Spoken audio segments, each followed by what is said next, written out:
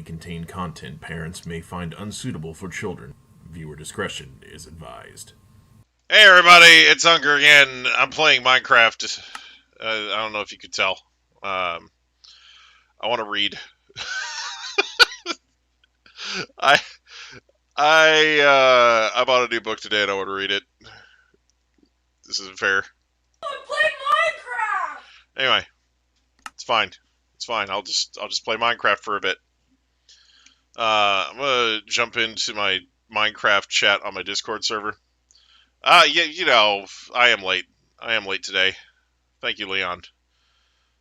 Keep me in line.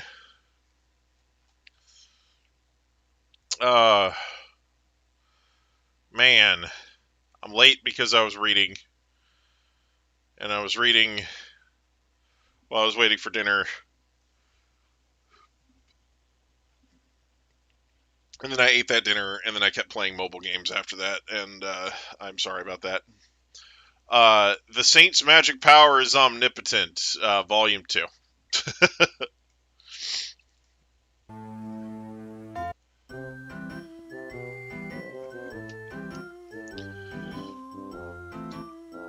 It's funny because I read Volume 1 kind of by accident. It wasn't like something where I went out and specifically bought Volume 1 at first.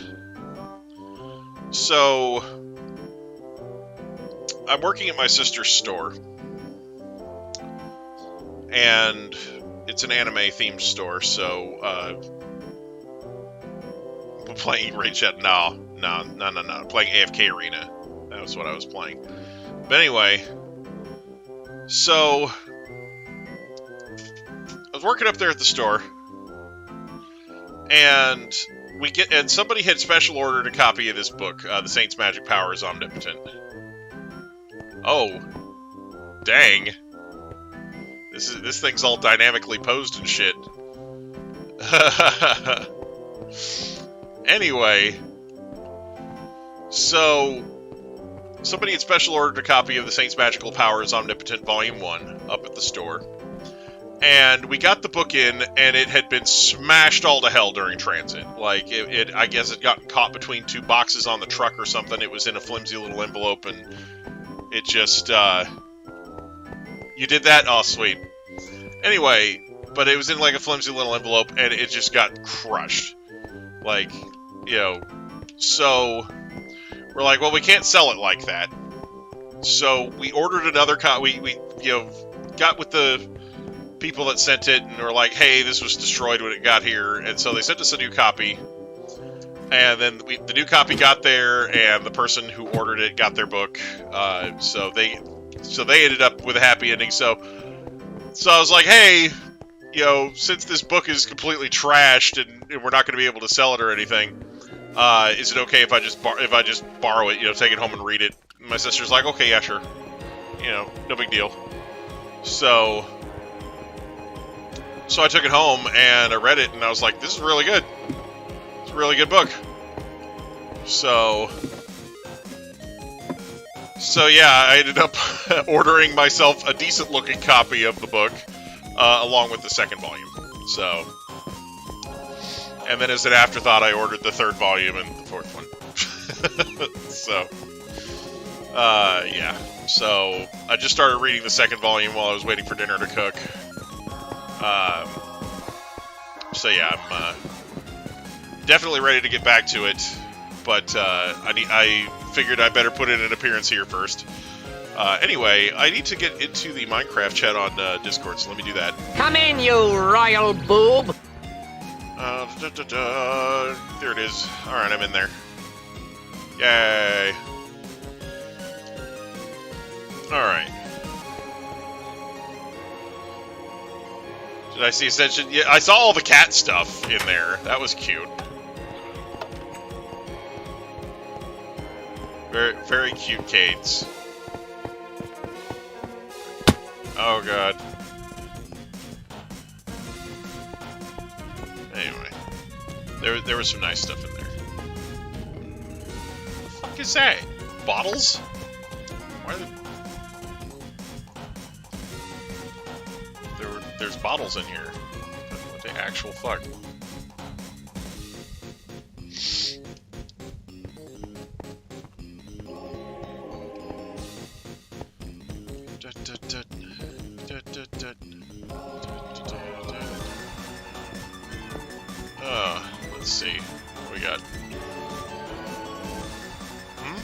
How many what?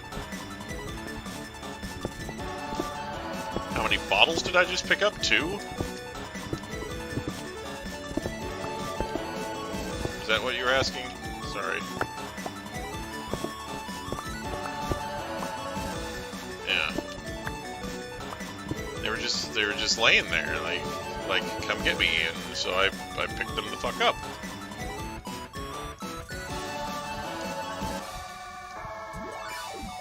You littered.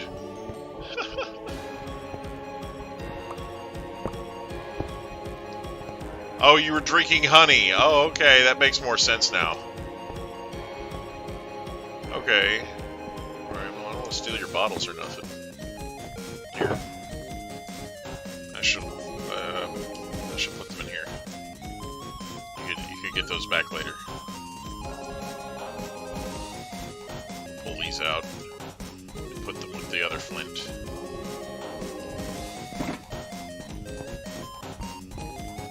They're mine now. Oh, okay. I mean, I have plenty of bottles. I don't necessarily need a ton more. I appreciate it, though. What am I doing? Oh yeah, I was gonna put this flint away. No, not there. Oh yeah, I have sea turtle eggs for some random reason. Fuck. I don't know the first thing about sea turtle eggs or like how to make them hatch or anything. So they're just like in there. I'm gonna steal all these stone bricks though. See what's happening. Yeah, I was digging in like underwater and like I found them and I was like, what the actual hell? And like. So I started using a Silk Touch pickaxe and picked them up. And then I realized what they were, and I was like, oh, okay, that's a thing. Oh, that would be awesome. That was really nice of you, Leon. I appreciate that.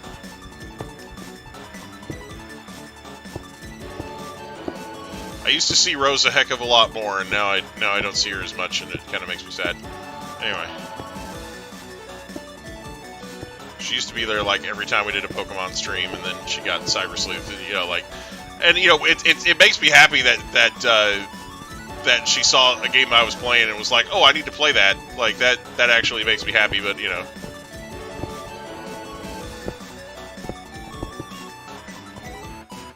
But, you know...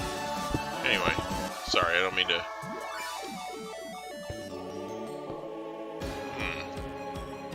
Okay. I'm just going to go ahead and destroy all this here. That. Yes, destroy it all. Everything must be destroyed. She's been playing on mobile. Oh, okay.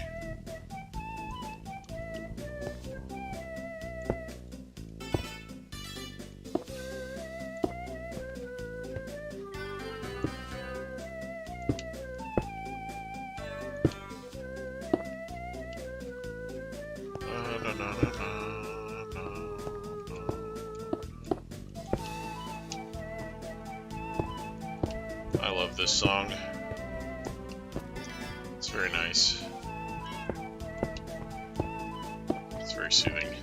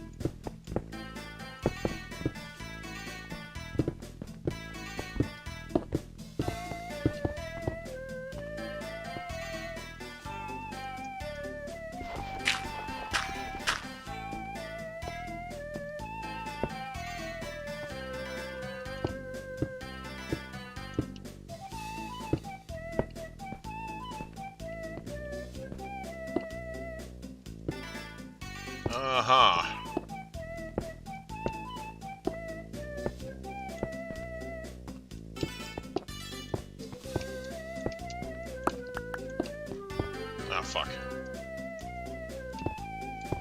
There we go.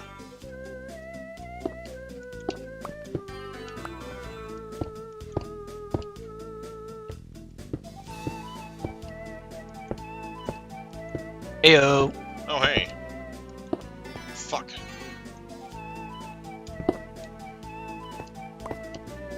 Okay. Sorry if I'm a little late. I just finished up laundry. Oh, you're alright. Oh. It's real fun having to have a cold war between myself and other residents of my wonderful complex. Uh-huh. Because some people just aren't conscientious of others. You know.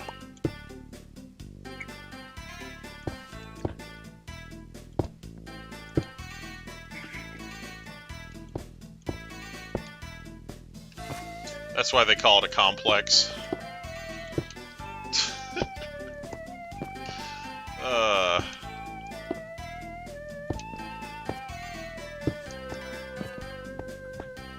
Yeah, that's why they don't call it a simple. Uh-huh. It's just a max. It's just a mass of various issues. Oh fuck! No, snap.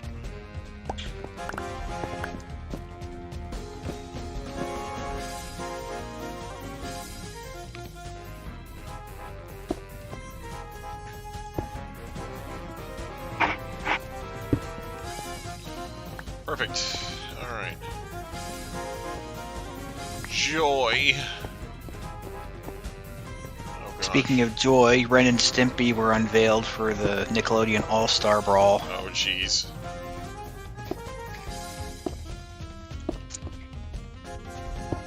I was kind of expecting them not to be in the game. Oh, yeah, because Rocco wasn't. Well, now that Ren and Stimpy have been unveiled, I'm almost expecting Rocco to show up. Yeah, it's true. I don't know what to expect at this point. Oh. Leon says you sound tired. Yes, I am. Yeah, it's a... Ooh, nice. Oh! Oh, it's so nice. Tired and stressed beyond belief. Oh. My best friend across the country, his wife is pregnant and facing COVID plus scarlet fever. Oh, wow. They're going to deliver the baby via C-section on Thursday, most likely. Oh, God. Wow. She's on oxygen. How far along is the baby? Are they going to be delivering it super premature? Nah. She's like almost 9 or something like that. Yeah. Yeah, she's like Okay, right so at the cusp. She's close enough that there shouldn't be any problems like that. Okay. Right. That's yeah, silver lining at least. Like it's not something where they were going to be delivering the baby into a preemie situation. That's actually a big blessing. Yeah. So, you know, if you think about it like that, it's not so bad. But yeah, that still sucks though that they have to go in like that and basically evacuate the kid. Yeah. I mean, they gave her like a massive iron infusion, and they're doing all the therapeutics with like Z-Pack and so on and so forth. So, they're doing everything they can, and other friend, her husband, is just about as stressed out as I am because he's facing the specter of losing his wife. Right? Yeah. I, on the other hand, am facing the specter of losing my mother. Yeah, that's been something you've been dealing with for a while now, and it really is heartbreaking to hear what she's going through. Like I try my absolute best not to turn your streams into the let's all get depressed with Siege streams. Yeah, I appreciate you not turning my streams into the Ultra Depression podcast, but people here care about you to some extent, and it's nice that you feel comfortable with sharing a little bit about what's going on in your life sometimes. Because rather than showing up to the stream and causing problems by lashing out at people and then keeping quiet about what's wrong, Anyway. Right. Alright, cool. Also, hi, Leon. Hi. Oh, it's Solus. Hey. Hey. Also, you know who else joins Minecraft streams? My mom. Oh. Nice. Okay. All right. Anyway, I came here real quick, even though I gotta be awake in like 2 hours, to tell Siege that we all love and care for you, BB. Okay. Yeah, you Siege. If anything's going wrong, man, just tell me about it. Well, What's going on with Siege? his mom is deteriorating rather quickly. Oh. That's.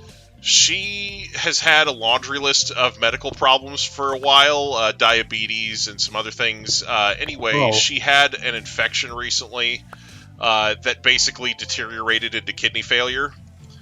Now she is slowly but surely losing her mind. She's confused all the time. She's hallucinating occasionally. Most of the time it happens after sundown, like as her body rhythm changes to get ready for evening, like she'll start having these episodes and whatnot. Siege has talked about this a little bit before, but basically, like for example, he was up at the store the other day, and and she he was talking to her on the phone. And and he's like, Mom, your brother is not trying to wiretap your phone. She's having those types of like paranoid delusions and hallucinations and whatnot. It's just heartbreaking, really. That she's breaking down to that extent. Because once you start seeing that in a loved one, it's really it's often a harbinger of the end. That's really hard. That's really heartbreaking. I'm really sorry to hear that. I had a grandfather who died under similar circumstances. His mind was just so gone by the end. Oh wow. And it was at the point where when he finally died, it was almost a relief because he was becoming a burden on my grandmother, and it was it was just kind of causing problems for the people around him. But also it's really tough to think about the person that he once was at being trapped in that body where his mind is keeping him prisoner, basically. So towards the end, it was kind of a relief when he passed, because it's like, okay, now he's free of that and in a better place, and he's not causing those problems to everybody around him, and he's and he doesn't have to deal with that burden anymore. But it's an extremely rough thing to have happen to a loved one. I wouldn't wish it on my worst enemy. Yeah. Very sad. So, I'm sorry to hear that, really. So yeah. Anyway. But yeah. Isn't your worst enemy He-Man? My worst enemy is not He-Man. My worst enemy is depression. My worst enemy is the guy who did the Netflix He-Man reboot. Oh god, that fucker. Yeah. Oh man.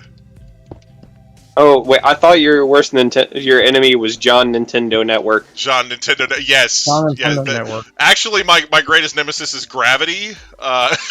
Absolutely hate that fucker. My greatest But he nemesis keeps you grounded. Yeah. My greatest enemy is hardcore platforming. I mean, Gravity keeps me from doing things I want to do, like flying, and But no. My greatest enemy is James Cameron. Yeah, well, I think that's the guy who made all the object mons. Alright. Who? Cameron? James Cameron, who made a lot of James Cameron. The only good Pokemon design he ever made was Shadow Lugia. Oh. Yeah, Shadowluggia. That exists. Did James Cameron direct Titanic? I don't know. You know who I'm talking about? The guy who made like Clef Key and all those mons. Oh. The first ever Pokemon he designed was. I'm talking about literally the only American on Game Freak headquarters. Oh, okay. Well. Yeah, the only mon he designed that I like is Shadowluggia. So. Okay. Yeah. I mean, that used to be my screen name when I was much younger. So.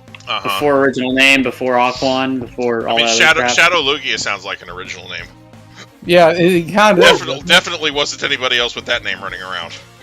Yeah, no, other people used it. Because when I made my YouTube channel in 2011, I wanted to do Shadowluggia XD001, but someone had already taken that. Wow. So I had to do 0011. Oh my god. 0011. Okay, cool. Wow. Yeah. Yeah. At least you did a search and figured out if somebody else was using the name first. Some people are just like, yeah. I didn't use a search. I didn't use a search. YouTube literally said this name's already in use when I tried using it. Wow, that's weird because I don't think it does that anymore. Yeah, not anymore. It doesn't do that anymore. No. Because there are people who will create accounts just to impersonate people, and it's annoying as fuck. Yeah, YouTube used to do that. It's like if someone used the name Solus the Demon on I wish YouTube already, YouTube would still do that. Yeah. Like, I don't want YouTube would still use the name Black Jelly, which I used to call myself on YouTube, and I wouldn't be upset. Yeah, I wish YouTube would still prevent people from using the same name because it's kind of annoying. Like, I guess they stopped doing it because people were using their real names, and they didn't want it to. They didn't want to stop people with the same name, but at the same time, you know. Yeah. It's a little annoying. At least no one else uses Aquan. I'm pretty sure no one else uses that. Yeah, nobody uses that. Nobody uses Solus either. Well, yeah. What the fuck are you doing? Hutch is in the chat, by the way. He's flipping out over the Black Jelly comment. Anyway. What the fuck? Why? He's like, Black Jelly? Seriously, bro? What the fuck? Anyway. You know about this! Don't act like you don't, stupid ass. For fuck's sake. So what are we doing here? I don't know. I'm messing I don't know. I'm making a bridge? I have equipment for this. I'm working on the undermoat down here, so, you know. Ah! Aquan, look. Oh. Nice, powerful undermoat. I have plenty of it. I have plenty of cobblestone. Cobble.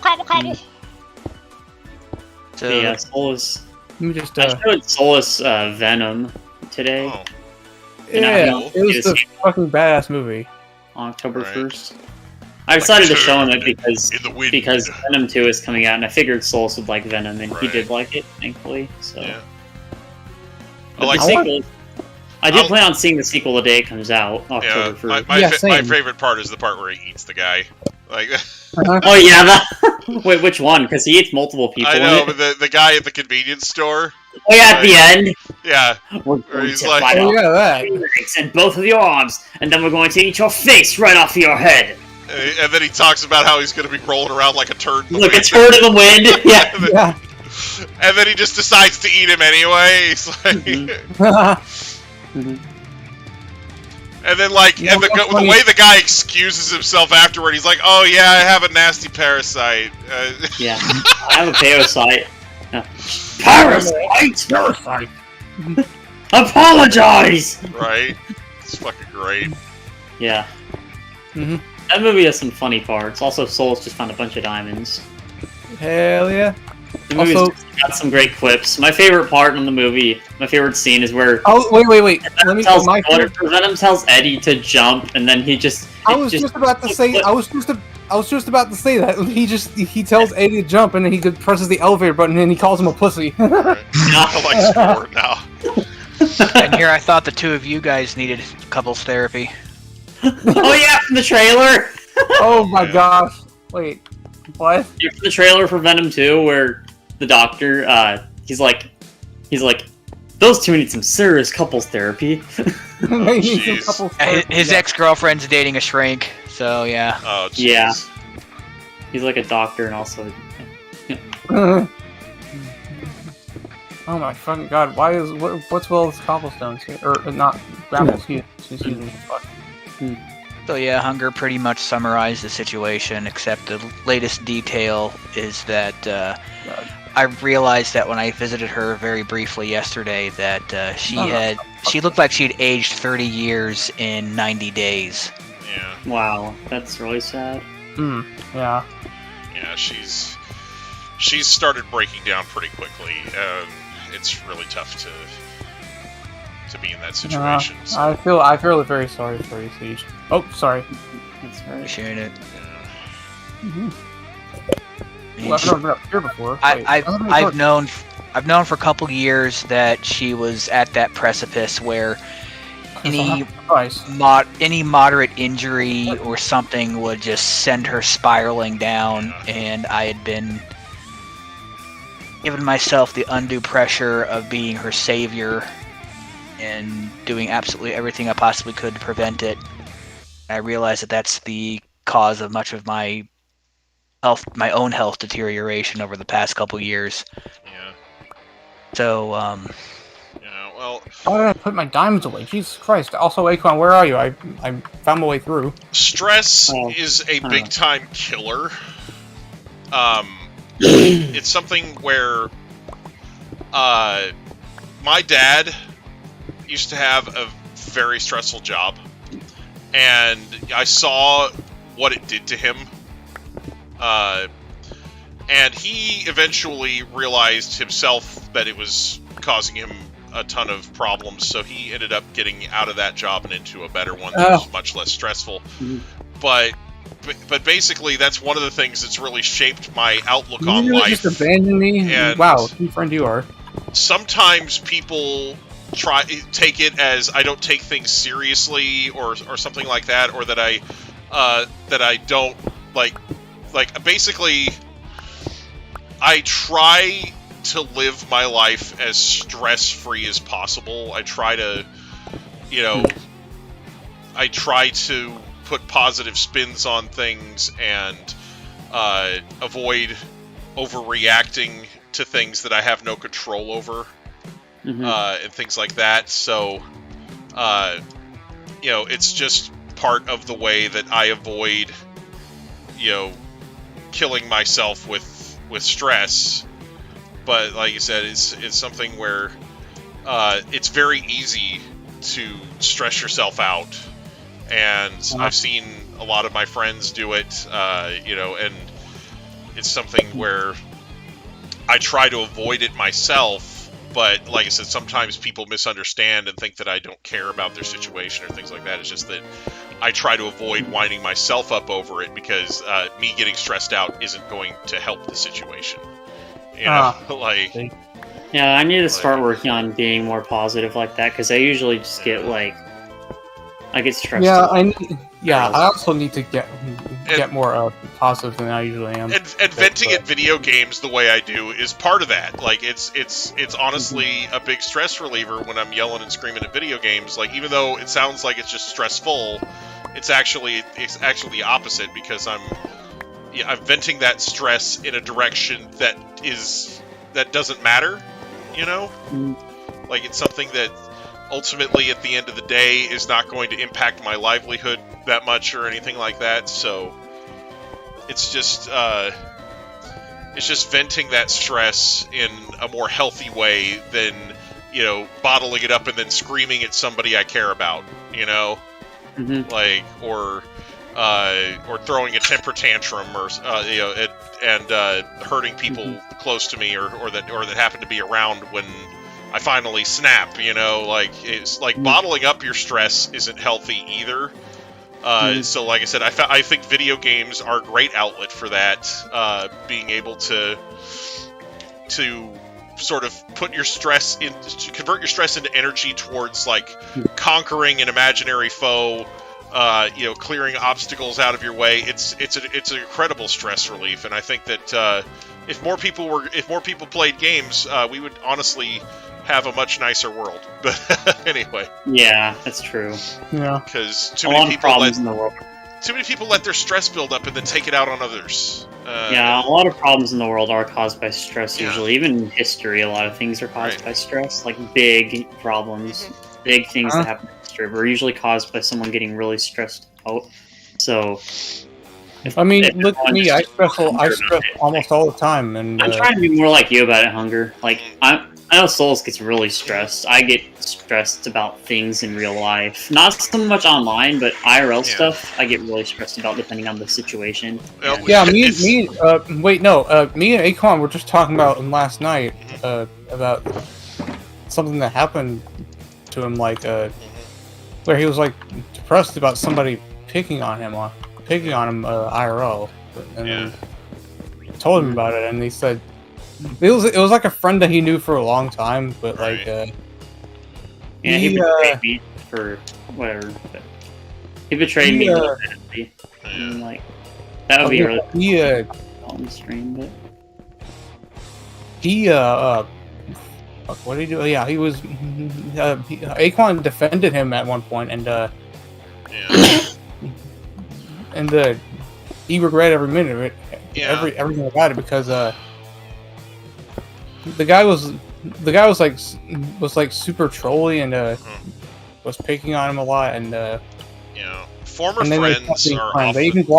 he even blocked him on like Discord too, because they both Former friends are often the worst enemies because they know more about your vulnerabilities and insecurities than other people because they were your friends. Exactly. And you shared those things with them. So it's kind of shitty when somebody uses that type of stuff as leverage against somebody. You know, like, that's why you never kiss an old flame. Yes, truly. Yeah. Pretty much. He just turned on me completely just because some personal things that he didn't agree with me on, and then he started trolling him a lot, and it really upsets me because.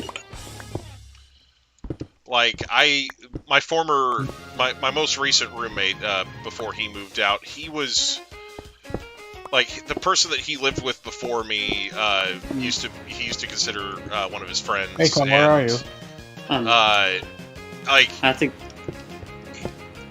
the way that their friendship broke apart, he was traumatized by it. Like he was honestly super hung up on the whole thing. I don't think that the other guy involved was as traumatized as he was, but like he was really he's not at all. Yeah, but like I've had the sorry. And also I'll be right back. But yeah, he has some kind of serious PTSD over the whole thing, like where like little things will remind him of the guy and set him off, But yeah. So yeah, for a former friend being an enemy is not a great situation. Yeah, I suppose not. Yeah. And I have the privilege of being a discount taxi and something of a friend to his former roommate. And I can see all the ways that this guy can drive someone else crazy. And I'm hearing his side of a lot of the conflicts each time I give him a ride. So, I concur. Okay, I'm back. He doesn't feel the slightest bit of guilt about what happened. Right. Hearing his side of it, and it's just... I wish I could have been a fly on the wall to see it from a third-person perspective, but this guy's just so full of himself so many ways. It makes me hurt. Yeah. Yeah. Yeah, back to the thing with that one guy I was talking about before I had to go AFK for a bit. So the story to him is, I knew him in high school as a friend because he was a really, lone wolf type guy. He didn't really have any friends because a lot of people picked on him. He used to be a quiet kid. And I didn't know much about his true character at the time, but, it's always the quiet ones. Yeah, right? The quiet ones will always do it in for you. So, anyways, so I didn't know much about the guy at the time. I just thought he was just like me or someone. He didn't really have any friends. People bullied him a lot, and I didn't find out much about his true character until recently, like a few months ago, and that's when I decided to distance myself from him because he's a really politically extreme person. Yeah. In a bad way. And I really like political people. He found out something about me that he really didn't like, and that's when he decided to turn on me. So, yeah, I kind of that's what I really do hate extremely political people, man. Yeah. Yeah. Hey, now I'm one of the quiet ones. Hey, now I'm one of the quiet ones. Me too. Caps is never talks on stream. Caps barely talks anymore. He's like, I'm one of the quiet ones speaking in all caps. but at least it's just a funny juxtaposition. Anyway, at least you're better than Aquan's former friend, Caps. Yeah, right. Yeah, pretty sure most people on here are.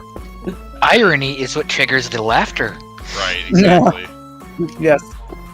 No and crying isn't it 101. ironic? Don't you think? So, anyways, yeah, it's just. Oh, hey. That situation gave me a lot of stress, and I decided I'd bring it up because we were talking about stressful things, and I still stress about it to this day. I shouldn't, but it's just and talking about a stressful situation could sometimes be a way to relieve that stress too, because. Like I said, part of what makes stress dangerous is bottling it up and keeping it to yourself. And sometimes when you are able to, oh hey, it's a zombie villager, and it's dead. Anyway. Yeah, I felt talking about the stress would definitely help. Yeah, so like I said, sometimes, not always, but sometimes talking about it with other people and getting their perspectives on it can help you put it in a more positive light and not dwell on it so much. Because when something's on your mind and you talk about it, in a way you're kind of letting it out of your mind, So yeah, it was helping let it out. You're kind of releasing it into the world. Yeah. Because right for now, the only people that I really know about the situation are my close IRL friends, and then. Yeah. And it's like Solus, because I told him in VC, and Dorkin knows about it, because he was in VC at the time. Yeah. Wait. Dorkin knows about it? When? Yeah, Dorkin knows about Flesh Eater. Oh yeah, Flesh Eater, yeah. Yeah, him. Yeah. Okay, so I'll go say one more thing about the situation that made it all the more stressful, is that since I know the guy IRL, he also has a car and everything, he one time literally drove to my parents' house when they were on vacation somewhere, and I was alone seeing you. And he stood in front of his house for an hour on end, or some shit. Ringing my doorbell and stuff to confront me about it because there's something he found out about me that he didn't like, and I didn't answer the door. What happened to Amogus? I don't know. So I was just about to say, where's the Amogus statue? Yeah, where's the Amogus statue? Leon, what did you do? Amogus. The what statue? There was a statue of one of the Red crewmates from Among Us. Crewmate thing. And then there was an NPC next to it that said Red was sus. Yeah. Oh. And now it's gone. So that's gone now? Yeah. Yes, it's completely gone now. There are the only bits of it remaining. He also dramatically posed the knights in my throne room. Mm-hmm. Did he really? Yeah, they're not the ones that were on the sides, but the ones next to the throne are now in dashing dynamic poses. God, I need my glass. I accidentally broke some glass in here. If I'm permitted to vent about the situation a little more, there is one little wrinkle that I've been really struggling not to beat myself up about. Mm-hmm. See, it started with an injury to my mother's foot, which was caused by some stuff that was stacked in a precarious manner. And she was always the type to tell me. Oh wait, hold on. Be careful. Hold up. Stock? Give me a minute. Wait, where did this come from? Anyways, here. Look. Hey, wait. I think she was telling me to be careful about stacking the stuff because stuff could fall and injure her, and I forgot to fix it because I was already exhausted putting her groceries away and so forth. So I'm like, okay, I'll get back to it in a second. And I forgot, and lo and behold, it happens. Yeah. Stuff falls on her toes, causes an injury, which gets infected, which lands her in the hospital, which has put her in the situation she's in.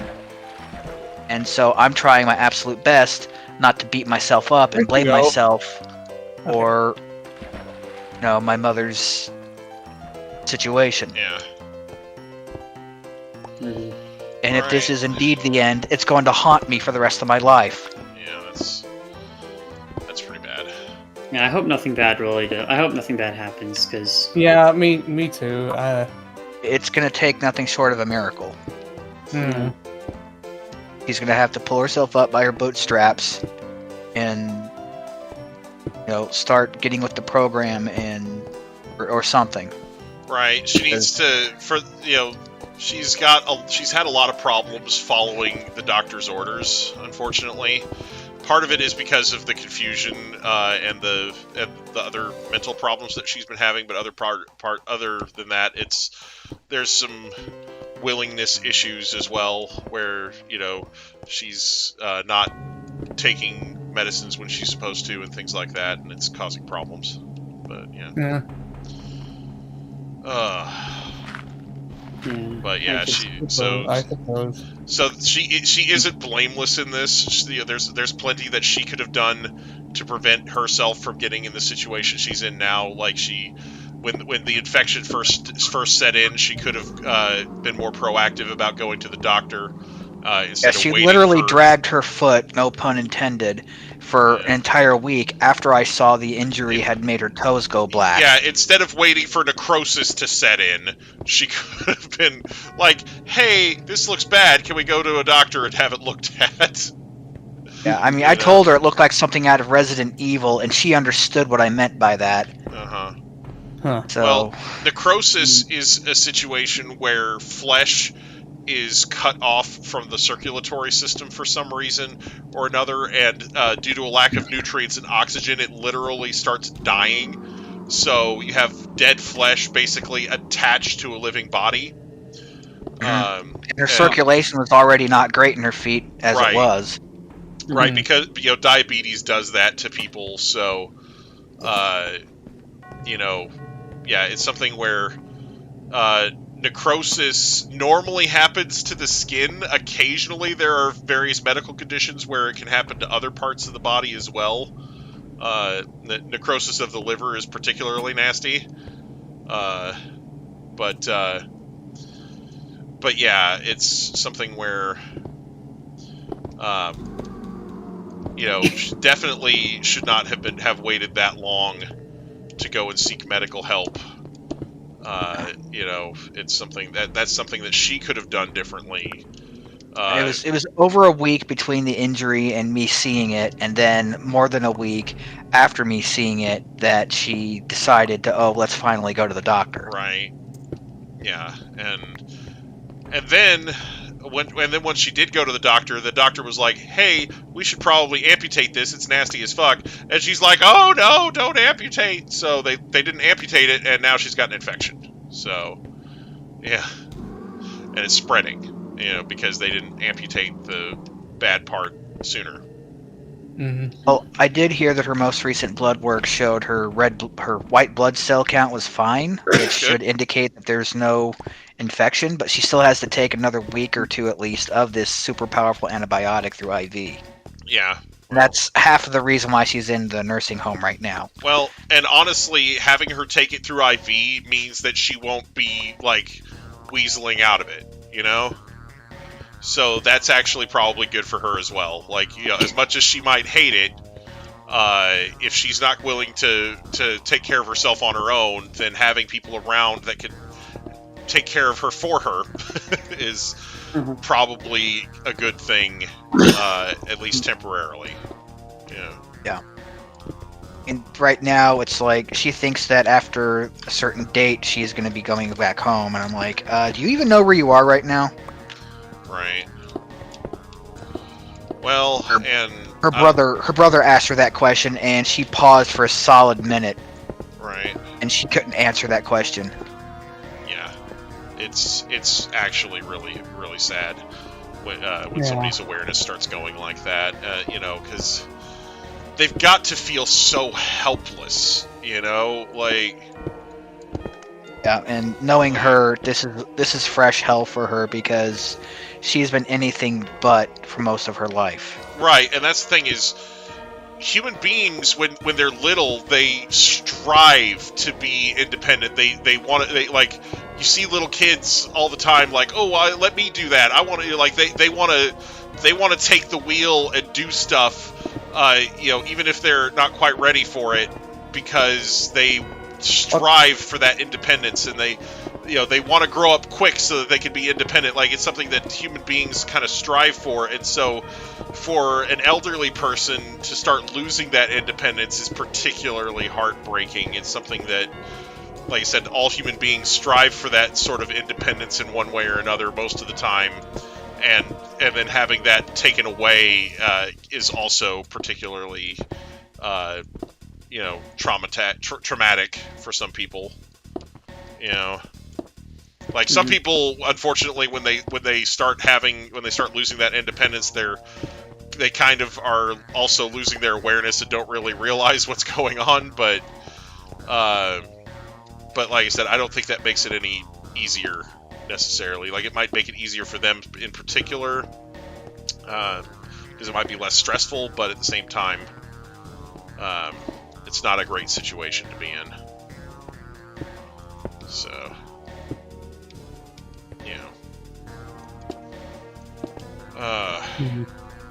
yeah, it's just all. Again, I'm just trying real hard not. I'm trying real hard not to beat myself up over this. Yeah, I said, I don't think it's healthy to throw blame around, but like I said, there's plenty of stuff that she could have done before it got to this. And so, like I said, I'm not trying to pin the blame on her. I'm just saying that you don't shoulder all of it. Is what I'm saying. Like, I'm saying you shouldn't try taking all the blame onto yourself. You should be, it's okay to regret a mistake, but letting that regret consume you doesn't help anyone. Like I said, if you can dwell on a mistake and think about ways you could have done it differently, and sometimes that helps, and like talking about it like you're doing now, that helps. That can help too, because it can teach you more about a mistake and how to prevent it in the future. But at the same time, dwelling on a mistake after that phase is no good. It's at some point, you gotta let it go and move on. It's just a mistake. I just plain forgot. Yeah, and I was in a constant state of stress, and I was bound to make such a mistake, and such a thing was bound to happen anyways because of how things were at the new place. Well, and again, people forget things. It happens. I forget stuff all the time. In my first couple months working at the store, I forgot my phone there several times. Yeah, I forget a lot of things, man. It's because it would run out of batteries, and I would start charging it, and I'd have it underneath the counter charging it, and then I'd forget it. Wait. But did you see that shit? I think the worst forgetting something I did was one time, my phone slipped out of my pocket, my old phone, and it's lost. Now gone forever because it was in a different state, and I got in the train and it fell in my pocket before I got in the train. So, and this was the phone that I've had since like 2016. Wow. So not my oldest phone, but it had a bunch of meme images on it that I really liked. So, it's lost forever now. There's no way of getting it back because I checked the SIM card and someone had taken it all the way down to like South America and used it there. Wow. I was able to lock it though. I was able to lock the phone out, thankfully, but I'll never get that phone back. I'll never get those images back. Yeah. I think one of my biggest forgets was the time when I was going to Orlando with my parents, and I wanted to bring my old blue 3DS XL with me, but one time I looked in my bag without double checking before leaving. I looked in that bag like several 100 miles ahead of the house, and I'm like, wait, did I seriously just leave my blue 3DS XL in my house without double checking the bag to see if it was in there? And I just lost my shit, literally. Good thing you left it at your house though, and not the other way around. Yeah, because I've done. At least that type of stuff it's not before, too. lost like your phone was. Right? Yeah, because I've left the house without bringing my phone with me and stuff like that before too. That's kind of it's a bummer for sure. But yeah, like Aquan said, at least it wasn't something where you lost it forever. Yeah. Also, look at these fireworks. Well, that's a new structure. My Check it rainbow out. eclipse. Hello. Huh? Where? Oh, it's in the YouTube chat. It's, Closest thing I've had to a massive forget like that, Shit. aside from what I've already been discussing, is went to Florida to visit family and go on my first real vacation as a kid. Are you in my tunnel? Hey, go on. Disney. Oh. And we were staying at one of my uncle's places in Fort Lauderdale, I think. And I'd had this rope-style ring that I was wearing, and I took it off to wash my hands one day, and I left it right next to the sink. And in an effort to teach me about responsibility, she refused to allow my uncle to mail it back to me. Wow. He's like, you gotta be more careful about your stuff. I'm like, memory I had of when I got that ring, and she had bought it for me when we went to some big outdoor fair in the city, and I had some other mementos from that day, so I wasn't so sad about it. But now, all I have is the memory and not the item that it was attached to. That sucks. Yeah. And I got sucked into the lava from some weird water whirlpool. It's not like I was trying to discover the floor was lava. Jeez. Right. And the other thing, which is semi-related, I once, when I had an original Game Boy, it took me forever to ever find a special carrying case for it that I liked. So I would just keep it in like a library bag. Be these semi-rigid, thick plastic bags you'd get from the library if you got out a whole bunch of books. They cost you like maybe a nickel, but they would last a long time. Right. So I would throw my Game Boy and all my games into that little bag, and I stuffed it somewhere in my room, and I lost it for like a year and a half. Oh, jeez. And this was before I went on that vacation. Right. So. Wow. Yeah. Don't fucking do that to me. Anyways, Yeah, I can't wait till we get the arena rebuilt so we can again settle our disputes there. I thought the arena already rebuilt. It's coming along pretty well, I thought. Yeah. Not completely rebuilt. I mean, almost rebuilt, but it's everything's clear. The floor over there is stable, at least. Yeah, it's not an eyesore anymore, which is what I thought was the most important thing. Because it was looking pretty shitty there for a bit. That looks like a pretty nice place to die. Yes. For other people's entertainment. Ways to die. So many dumb ways to die.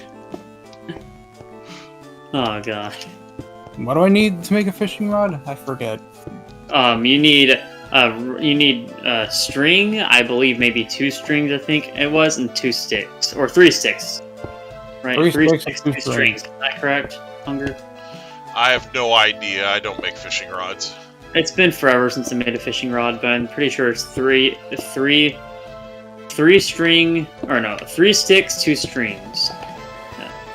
Love to play a video game where the logic dictates that if you put 2 flames together, you get a stick. 2 flames together, you get a stick. Yes. Oh yeah, it is a lot better than it used to be. Alright.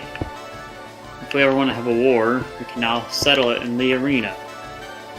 Where's my stick? Also, if the mob griefing is turned off, we can just have people fight the Wither. Right. Fight, Oh yeah, fight mob the griefing is turned off, isn't it? I think so, yeah. So yeah, we can fight the Wither if we want to. For my Did- amusement, I mean, Yeah. Yes. For Hunter's amusement, he just sits there with a giant drumstick and a keg of beer, just a keg of ale and a giant drumstick, just watching us battle in like medieval gear. Yes. Except Hunger doesn't drink.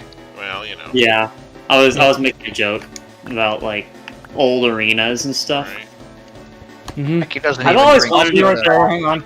Yeah, I've actually always wanted to get that authentic experience of like the reenactments they have, where you get to actually see people joust in an arena and eat drumsticks and drink and stuff.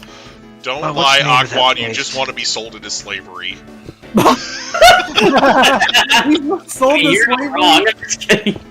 Isn't there like a whole restaurant, There's a dining medieval theater times. experience place? Yeah, I was gonna say. And there's medieval times. I've had friends that have been there before. I haven't been, but I want to try it out sometime. What medieval times again? There's a place called Medieval Times where they have, like, jousting matches between knights and stuff Oh. like that. Like, you know. I believe. Wait, I think me and my mom went to something Yeah, like that. it's like a big a themed few months restaurant back. type place. Like, I anyway. think me and my mom went to something like that. Sounds Mhm. really Oh, hey, fun. I've always Detainees, wanted what's to go. up? Mhm. Who's I've always Doom wanted Slayer? to- It's Aquan. Only Anyway. jousting I would care to see in live action would be on the Where's backs of giant flying ostriches. Oh, where's alright. is Poop Slayer in the arena? Poop Slayer, what? Yes, I'm in the arena. Where's I'm the poop above. at? I'm up here. I'm going to watch you fight something now. Slayer of Poops. Yes. Or we could battle. Battle! Battle! Battle! Battle! Battle! Battle! Mhm. Battle! Battle! Mhm. Battle! Kind of sad. No one seems to have gotten my Midway Arcade Classic I got joke a second ago. Aside from Hunger. Wait, what? I said He earlier was- when we were talking about medieval times that the only jousting I would care to see in real life would be on the backs of giant flying ostriches. Yeah. Just referencing the game Joust. There we go. I'm the victor. Hey, it's no fear. I only have a sword, but you have a shield and some kind of weird tossing device that returns. Wait, he's got sword and shield? Hey, can you trade me the legendary? No, I'm just kidding. Solus is a witch! We must hang him! Oh, All God. the fork, guys. Come on. Just You eat food with it. you mean hang out with him, right? Yeah, Yes, hang out with it. Yes. No, You nobody hang out with a fork. wants to hang out with. Nobody wants to hang Solus. Everybody wants to hang out with him. He's not Mike Pence. Come on. I think to date, the biggest chicken leg I've ever had, like the biggest drumstick I've ever had, sadly, was at Six Flags that I went to. That I got really sick that day because it was hot outside for one, like really hot. You This went was to in Six Flags. Texas, and it was really hot outside, and me and my brother had just finished messing around on the this was many years ago. I was like 8, but this was on like that thing where you spin it around, you know, those teapot things or whatever. Oh, okay. Yeah, Yeah, I know the what you're talking about. teacups. Yeah, we went on one of those, and then we had some, I think, one of the food things or whatever, and my brother and our friend got a really big drumstick, each of us, all 3 of us got our own, and I remember eating the whole thing, and then I got really sick because of the aftermath of spinning and also Yeah. eating ice cream. I've never seen a man eat so many chicken wings. I've never seen a man eat so many chicken wings. Oh man, yeah, just for instance, to say how big it was, the drumstick was like, it was so big that it weighed about 10 pounds. No, 5 pounds. Yeah, That's it weighed what about she 5 said. pounds. Anyway, sorry. But yeah, it weighed about 5 pounds. It was pretty heavy. So, whoa, I've been hooked. Yep, you Also are my what she house said. pet now. Come with me. Oh man. Stop that! Stamp it! I'm pretty sure the story he was telling was from pre-COVID.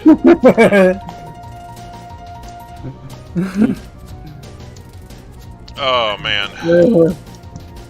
Stop that! I Stop remember, it! every time I went to Six Flags, I barely went on any roller coasters. I did, however, go on the water slides though, including this really tall, long water slide. It was really fun to go down too, because it was like, for one, it was kind of scary because I'm claustrophobic, but it was still fun.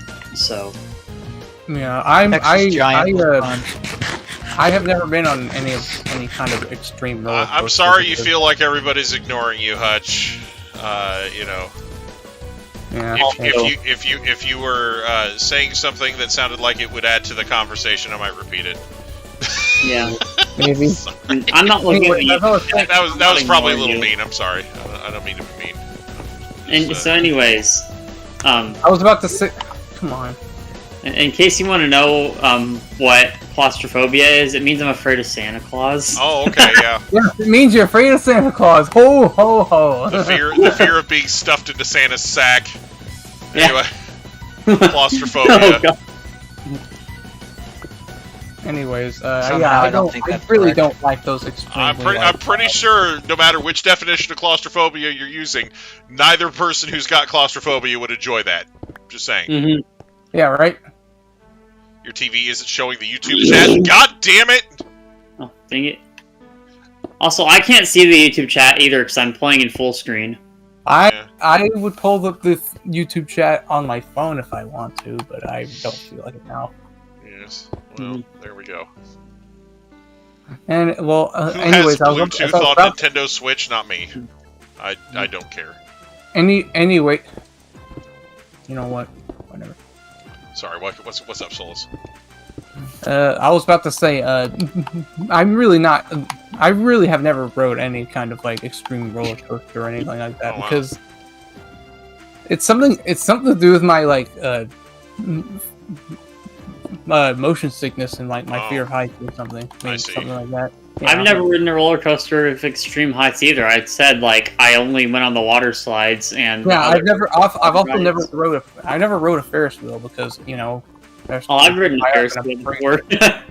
Ferris wheels are fun, especially when you get stuck in the same one as some hiker who's oh yeah, those fucking black 2 and white 2. Fucking on black 2 and white 2, yeah. With that one, I don't like Ferris wheels because they're too high up, and as I said, I have a fear of heights, and yeah. But yeah, I think the highest I've ever gone on something was a Ferris wheel, but that's because Ferris wheels don't scare me like roller coasters. As a kid, I went to as a kid, my dad and I went on an airplane to fly to Michigan, and I think, and one time I looked down from the plane window, I got like extremely terrified, and I wanted to throw up because The only way you could get me to ever ride a roller coaster is in a VR game. Oh, wow. Yeah, a VR game. Those either that or make me go to Colorado and make me go crash sliding down skiing. The thing is, if you're doing a roller coaster in VR, you don't get that feeling of inertia, that centrifugal force, the forces that are being exerted on your body are completely different. So it's a different sensation when you're doing it in person. Yeah. The thing is, I know people can. I've seen some pretty crazy VR setups though, where people have gotten as close as possible to certain experiences as you can. Some I'm not on YouTube, so I don't get hunger demonetized. But yeah, I mean, as soon as they come up with one for getting a blowjob, let me know. That's what I was about to say. I don't want to mention that. I don't want to mention that on Hunger Stream for demonetization features. But no, those have existed for quite a while now. I mean, I don't know. I don't know about. The thing is, the people that say, "Oh, it's just like the real thing," have probably never gotten their dick sucked before. Just saying. Mm-hmm. No, they haven't. Walking Dead in VR, and that shit made you jump.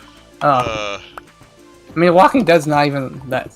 I mean, Walking Dead's not that scary. I mean, but the thing is, yeah, those people definitely don't know what it feels like because I can confirm. Oh. There was a device once called the Real Touch device, and it was said to be incredibly realistic, but it was basically done in by essentially a patent dispute. Yeah. And it simulated many other things as well. Uh-huh. Well, I think the only reason I do a VR roller coaster is so I don't die. Yeah. The fear of roller coasters is the fear of dying because of all the roller coaster accidents that have happened in the past. That thing that Siege just mentioned is like reason number 786 why Sword Art Online is unrealistic. Anyway. Exactly. Well, Sword Art Online's unrealistic because it sucks. I mean, you know. That was reason number one. But anyway, off topic. Go ahead. Here's something off topic. What the fuck is this redstone dust on the ground that's shaped like a pair of nutsacks? Probably somebody trying to make a pair of nutsacks out of redstone. I don't know. Redstone dust on the ground, or whatever, or whatever this is. Uh-huh. Yeah, redstone dust, yeah. Hello, we would like to purchase one child, please! Oh, God. That's all I think of when I hear Sword Art Online. Wow. I wouldn't go repeating that phrase. Right. Bridge, man. Oh, man. No, so... I was working at the bar, right? Like years ago. And this couple came in, and, you know, they're in their 40s, or, you know, like, they're, you know, relatively young couple. Anyway, so I'm talking to him by the door, and the guy that is complaining about his daughter, who's like 16, right? And he's like, you know, going on about, you know, this and that and the other thing that she does, and that gets on his nerves, and then he makes this remark. He's like, hey, do you want a 16-year-old girl? And I'm like, wow, that's a bit of a loaded question there. And then he realized, like, oh yeah, that's good. That's a weird question to ask, man. Like, because some people on a scale of 0 to police car, how drunk was he? I don't know. 0 police car. But it's just funny because, you know. Oh my goodness. But yeah, it's like, But yeah, it was and that's between why, 0 to handcuffs, how drunk was he? 0 to handcuffs, yeah, right. And that's why I don't drink. I didn't think he was that sloshed at the time, but I mean, you know, like because he realized immediately after I pointed it out that what kind of that, you know, that you could, you know, hear that question in a completely different context. You know, he probably wasn't super drunk because he was still able to talk, but he was drunk to the point where he says something he doesn't mean to and then instantly regrets. Well, like I said, I just think he was thinking about it as like, you know, like the whole Rodney Dangerfield, hey, take my wife, please, you know, but like take my wife, please. You know, like I said, there's a different side to that where it's like, oh, well, you know, I've seen hentai like that. You know? Rather pay, you know, that type of thing, you know. Anyway.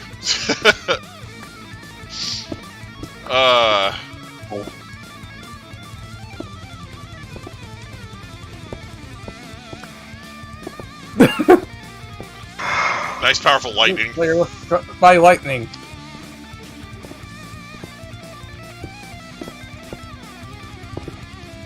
No, you could die from getting struck by lightning in this game. You totally can. Yes. if you're ever wondering if you could die a certain way, ask Aquan about it because he's been on. Yes. His bucket list is to kick the bucket in every single way possible in Minecraft. Yes. True. Yeah. Is there an achievement for it? Not in this realm, but this realm doesn't have achievements, but there might be. Right. There might be. Yeah. I've had so many deaths in Minecraft, so many different deaths that there probably is an achievement for it. Right. There's a death. Falling from a high place, or skewered by stalagmite, or. On the contrary, I have actually got inertia. Or went out with a bang. Watch this. Oh no. I have actually gotten an achievement for destroying X number of blocks. Oh, nice. Wait, while playing in this realm. Let's get into a small place so you can try this. Yeah. Can you die by kicking a bucket? That is a good question. I suppose if you had a bad immune system and you stubbed your toe and it got infected, then and you didn't go see a doctor. Sorry, that's probably a little too close to home, but anyway. Come here. Yeah. But I suppose it would theoretically be possible to die from kicking a bucket. Right here? You do know where the phrase "kick the bucket" came from, right? Yeah. What, something like that? Anyway. That was supposed to be you, not me. It's from when someone would hang themselves with a noose. Oh, that's right. Kick the bucket out from under themselves. Yeah. Yeah. So yes, you could die. You could die by kicking a bucket that way too. Is it that morbid? All right. Anyway. So yes, it is theoretically possible to die from kicking a bucket. And now you know, and knowing is half the battle. Please don't kill yourself. God. Give me the rockets. I got it. Shit. Oh, jeez. Give me the rockets. Just throw them at me. That's the last thing I need. It's like, oh, Hunger's telling his viewers how to kill themselves. Hunger's telling his viewers how to kill themselves. That's not what I'm doing. I'm just saying. Yeah. Dumb ways to die. Don't physically kill yourself just because Hunger says so. I'm just kidding. Yeah, please. Troll face. Step 1. Remove toast with fork. Oh, God.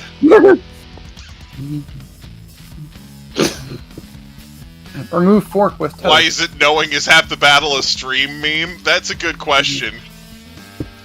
I don't know. I should do that. Except I would get the Transformers version. Everyone's too familiar with the G.I. Joe one. Right. Because a lot of people don't even realize that was a thing on Transformers as well. I sure as heck didn't. Transformers was on way too early for me to ever catch it. Yeah. Part of the reason I'm not the biggest Transformers fan in the group. Yeah. I always needed me Not my really, beauty. Somebody did. Okay, Hutch says, did somebody died by having laughter by having sex?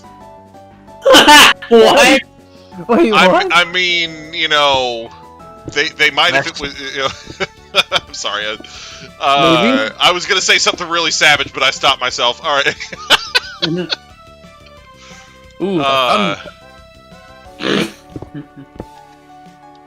Hey, Quan, I actually did manage to slip under that once before. I know, I did too. Boy, I wish trees grew back this fast in real life. Right. Mm-hmm. Well, I mean, then we wouldn't have global warming. We could just, you know... We could just plant an infinite number of trees and then use bone meal on them. Yeah. Also, yeah. That is bone meal, dude. Trees it makes plants grow even faster. Yeah, it makes plants grow faster. 10 years to grow. You can plant a seedling and then use bone meal on it and it becomes a tree, like, instantly. Wow. Yes. Actually, I wouldn't be surprised if it was That's practically what I wouldn't be happens. surprised if it was illegal to, like, just go and destroy trees because of how long it takes them to grow. Yeah. Man, just think about it now. Think about all those giant... Yeah, who cares? They're just trees. They'll grow back. Yeah, in like 1,500 years. Right. Yeah, think about giant kaiju battles and like anime and stuff, they happen in real life. You just destroy all the trees in the world. But all you have to do is use Goku's powers to bring the trees back instantly. Yeah. Yes. Goku's powers of rehabilitation, or bringing life to things when he goes Super Saiyan. Yeah. So there's like this scene in the Cooler movie, in Cooler's Revenge, where he goes Super Saiyan and he picks up this bird that was dead and he brings it back to life.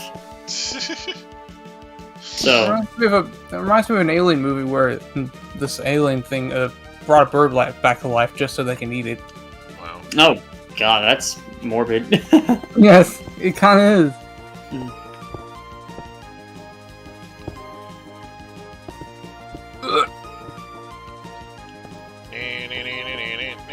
Oh, Anyways, God.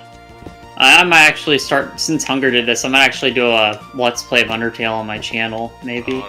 Cool. Oh, Because I do like, I have gotten recently back into Undertale, because I remember Hunger streaming it made me want to try it out again, but I Okay. hadn't had the time, and now I do have the time. So here's what you do. You stream it, and you do genocide mode, right? yeah. Okay, and then when you do your last stream after you finally beat Undying, you can title it "Playing Undertale Genocide Mode and Getting Farther Than Hunger Did." So yeah. Yes. Yeah. Yeah. And Aquan is actually capable of doing it because he's got more Yes. gamer skills than you. I am terrible at that fight. Like I can't do all the. It's like fighting that jackass on Skyward Sword all over again. It's the same. It's He's the same actually principle. harder than Sans, so... It's the same principle behind that fight in Skyward Sword, where you have to quickly switch over to the other side and shit. Wait, no. Let me just say this really quick. I did actually manage to be Undying the Undying on my Switch on controller one time before. It was very difficult, of course, but cool. Of course, I still beat her. It's just I couldn't get past Sans. Sans. And everyone says he's easier than Undying the Undying, and I'm like, bitch, I don't think so. To me, he is. I don't know. To me, he's easier, but then again, I played the entire game with an Xbox controller, not a Joy-Con, so... Right. I mean, everyone who's struggled to beat Sans tried using their keyboard. You can use an Xbox controller on the Switch? Oh no, I play No. Undertale's on a lot of platforms. Anyway. Yeah, it's on Xbox, Steam, and Switch. Yeah, it's on PS4. everything. I got confused for a moment. Yeah. That's alright.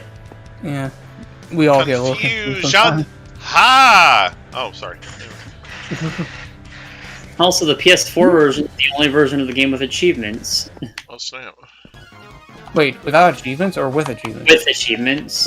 Oh, I see. I'm pretty sure the Xbox version would have achievements. No, why I say that is, and I don't even think there's an Xbox version. There is. Oh, there is. Too. Yeah, There is. I have it downloaded still from Game Pass. Haven't gotten around to it yet. When did it get added to Xbox? Because I can't tell you. I haven't been in touch with Undertale since Hunger started playing. Until Hunger started playing, so I used to play the game a lot back in 2016 and 2017, and that's when it got added to the PS4 and then to the Switch and also the Vita. And I remember the PlayStation version was the only one with achievements because not even the Steam version had any. And the achievements in the PlayStation version were actually exclusive to it because there was a whole new area they added in the game where you could get achievements in the game. I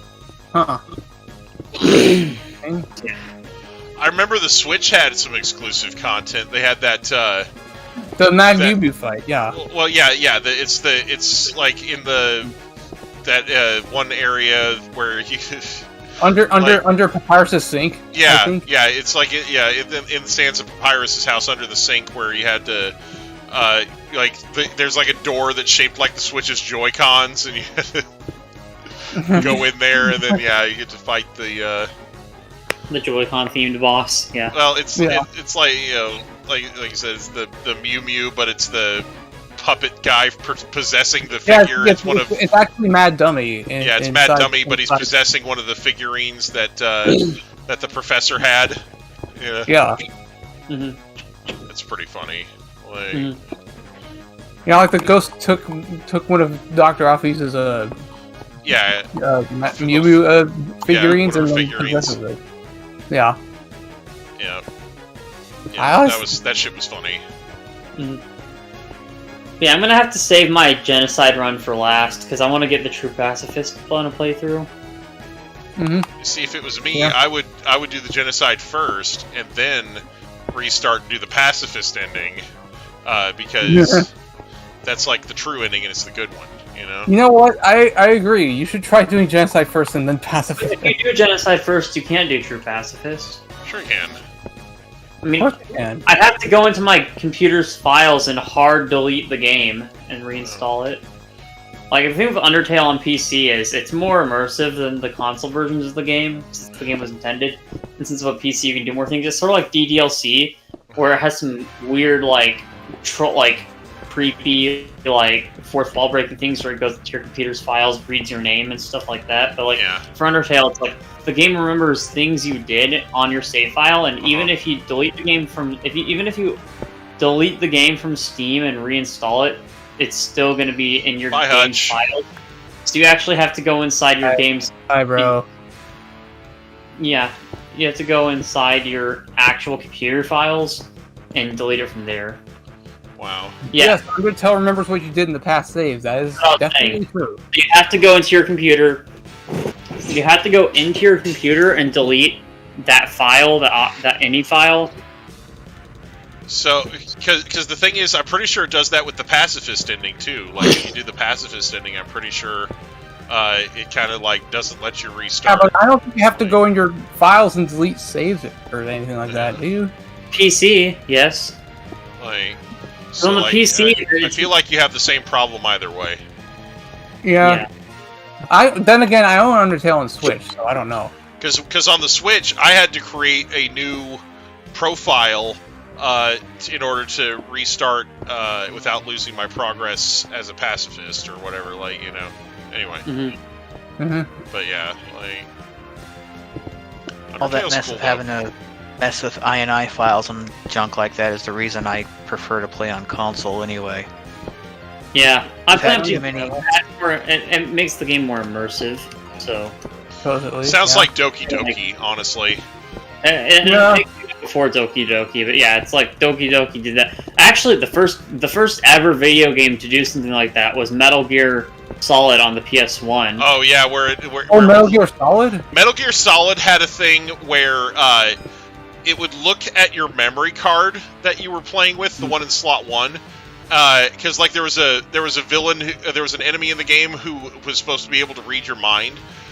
So he'd look at your memory card, and if you had any saves from any other Konami game on the memory card, he'd be like, "Oh, I see you playing this game," or something like that. It wasn't just Konami, because also on the GameCube remake, he would have a bunch of different games programmed in. Right. For instance, I see you like playing fighting games. Oh, so you like Super Smash Brothers? Yeah. Oh, I see you like. Isn't there something like that in Metal Gear Twin Snakes as well? Yeah, that's what I just said. Twin Snakes is the remake on the GameCube. One. Damn it! You always beat me to these things, and I hate it. Yeah. Anyways, Anyways, yeah, and it's not just that. He also messes with your TV and your parts. Here's the thing, though. I own Twin Snakes on my Dolphin emulator, right. And I'm like, I wonder how that works with since it's meant to be played on the GameCube. I wonder how it works on emulator. Where the game probably reads your save files from Dolphin's save folder. Right. But basically that boss also has a thing where he takes control of your body and stuff, and in order to get around it, you have to use the controller in the second player port instead of the first player port. Otherwise, he'll take control of you and make you do stuff that you don't want to. And so so if you put the memory card in memory card slot 2 or slot B instead of the first slot, and then you use the controller from slot 2, then he suddenly is unable to read your mind and he freaks out. It's like that was one of the most Kino moments in any video game I've ever seen. Like that boss fight, no one has topped it to this date in terms of how. Yeah, nobody has ever topped anything like that. My God. Like, Yeah, I wish I was Metal Gear Metal Solid Gear. series. He's really good. Yes. I wish I could say that I'd experienced that myself because I'm not a Metal Gear. I like the Metal Gear storyline, the whole alternate future thing, and the idea of a bipedal nuclear-powered tank or whatever being a huge threat to mankind. It's a great concept. But I've got no patience for stealth games for the most part. What the fuck? Why do you not have furnaces in your house? Yeah. The thing with Metal Gear Solid is actually, it's easier to play it as a stealth game, but you can always play it as an action game. It's just a lot more challenging. Right. Well, that's the thing, is the only Metal Gear games that I really have any experience with are the first Metal Gear on the NES, and Metal Gear 2 Snake's Revenge, which was also on the NES. So I don't really have any experience with any of the Metal Gear Solid titles or anything like that. Yeah, Metal Gear Solid's more of an action game. Like, it's still very stealthy, but if you want to play it action, you can. In Siege, since you don't like stealth games, but if you ever want to play anything Metal Gear, I highly recommend playing Metal Gear Rising: Revengeance, because that game is amazing. Wait, what? It's also an action game. The one where you play as Raiden. Oh. Yeah, that's the one by Platinum. Yeah. Oh. It's a really good game. I haven't. Twin Snakes was the only Metal Gear game I've ever played, though. So I don't know. Metal Gear Rising is the one that has Senator Armstrong, and he goes like, "Nanomachines, son! They are yeah. drama! You Isn't he can't also- that." Isn't he also the one who spouts the slogan "Make America Great Again"? Oh no. Yeah. Years before Trump's campaign, though. That game came out in like 2012, 2013. Nice. With nice, powerful predictions. Actually, I think Reagan was the first person to say that, so that's why they. Yeah. That one beat me by 1 second. Yeah. Nice. But yeah. Senator Armstrong. You beat everyone in almost part of every conversation. Like it baffles me how you just know what someone is going to say and then you just say it. Every time you say Senator Armstrong, it just makes me think of Alex Louise Armstrong from Full Metal Alchemist. So that's not what I meant. But that's Alex Louise Armstrong. That scene where him and what's his name? Oh my God. Wife's husband. I forgot his name. Oh, you know the one, the woman who trained Alphonse and. Yeah, her name's Izumi and her husband's name is Sieg, I believe. He's one of the only anime characters that I could convincingly cosplay.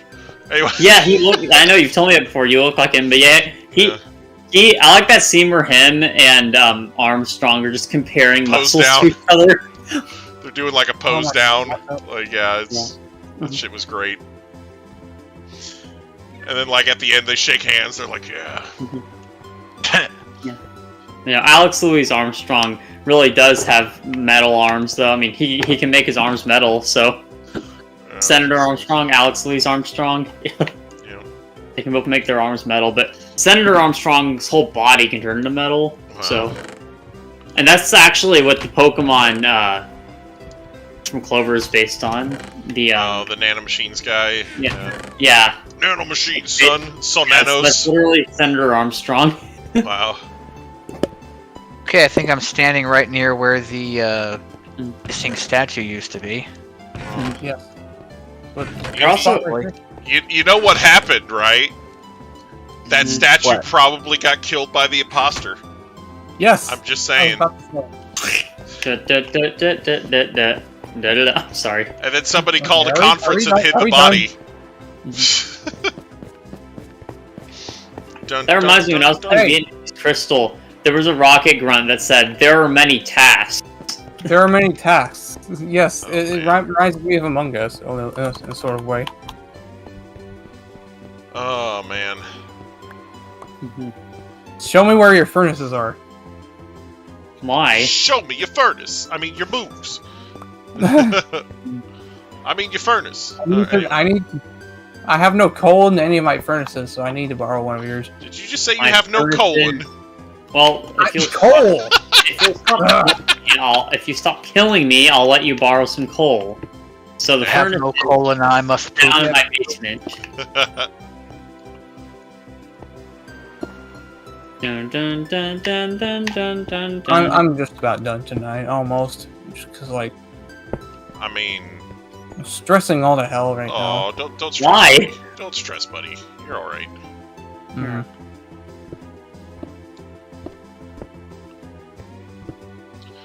Soulless, don't worry about a thing. Every little thing is gonna be all. Oh man.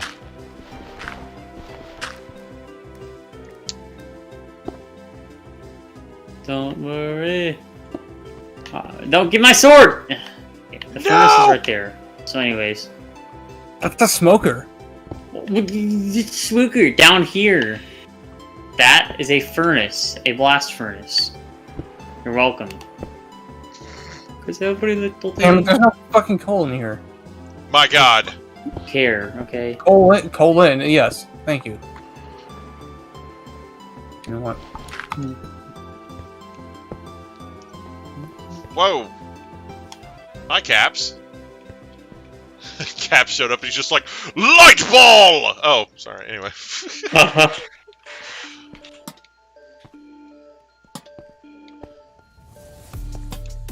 My brother just won't stop DMing me. I don't understand what he wants. My God. Hey, Solus, bro. Hey, bro, Solus, please download this game. I know, right? Yeah.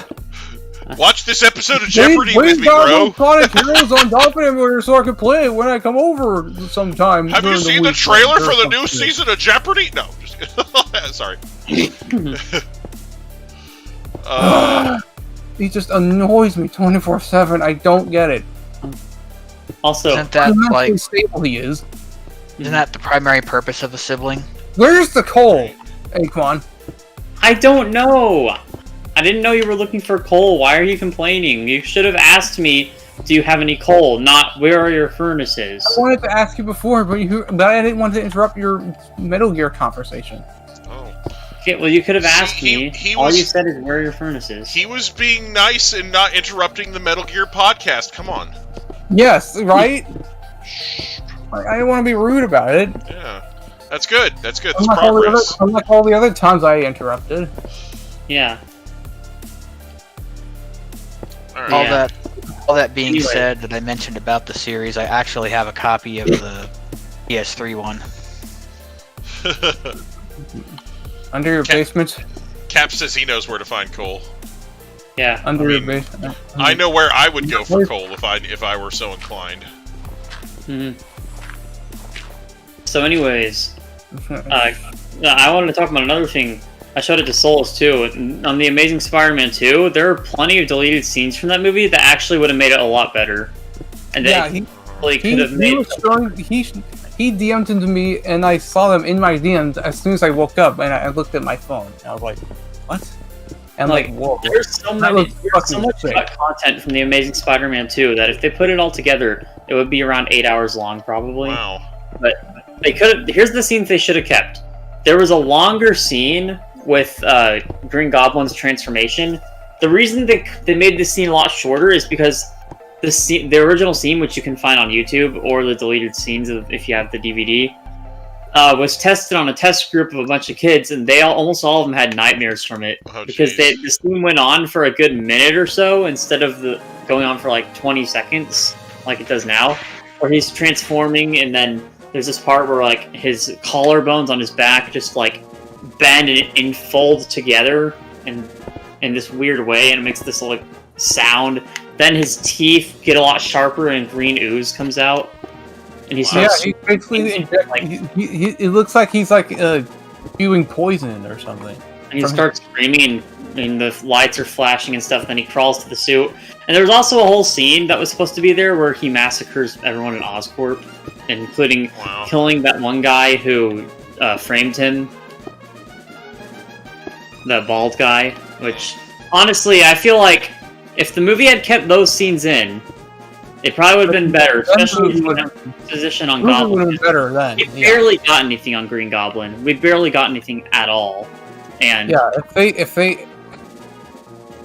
they just put that in, then the movie would have been more interesting. Yeah, and if they put in the whole scene of him actually doing villainous acts at like Oscorp and like also getting revenge on the guy. Again, I wouldn't really consider him a villain up to the point where he killed Gwen Stacy because, again, that guy was a bad guy. Oscorp was evil. They were hiding a lot of bad things, and he found out about this, and he got screwed over by them, so he found out. Are we talking about the original? We're talking about the Amazing Spider-Man 2. What? We watched it together. So first reboot. Yeah. Oh yeah. That reboot. Yeah. The one with the emo Harry Osborn. Emo Harry Potter. Yeah. Harry Potter. I remember that crossover, Spider-Man versus Harry Potter. You know, that was edgy. No, I'm just kidding. Also, Gwen Stacy's death was supposed to be different. It was supposed to be Goblin snaps her neck, and then Peter almost beats him to near death after this. And yeah. But they decided to make it more like the comics, where she died from the web.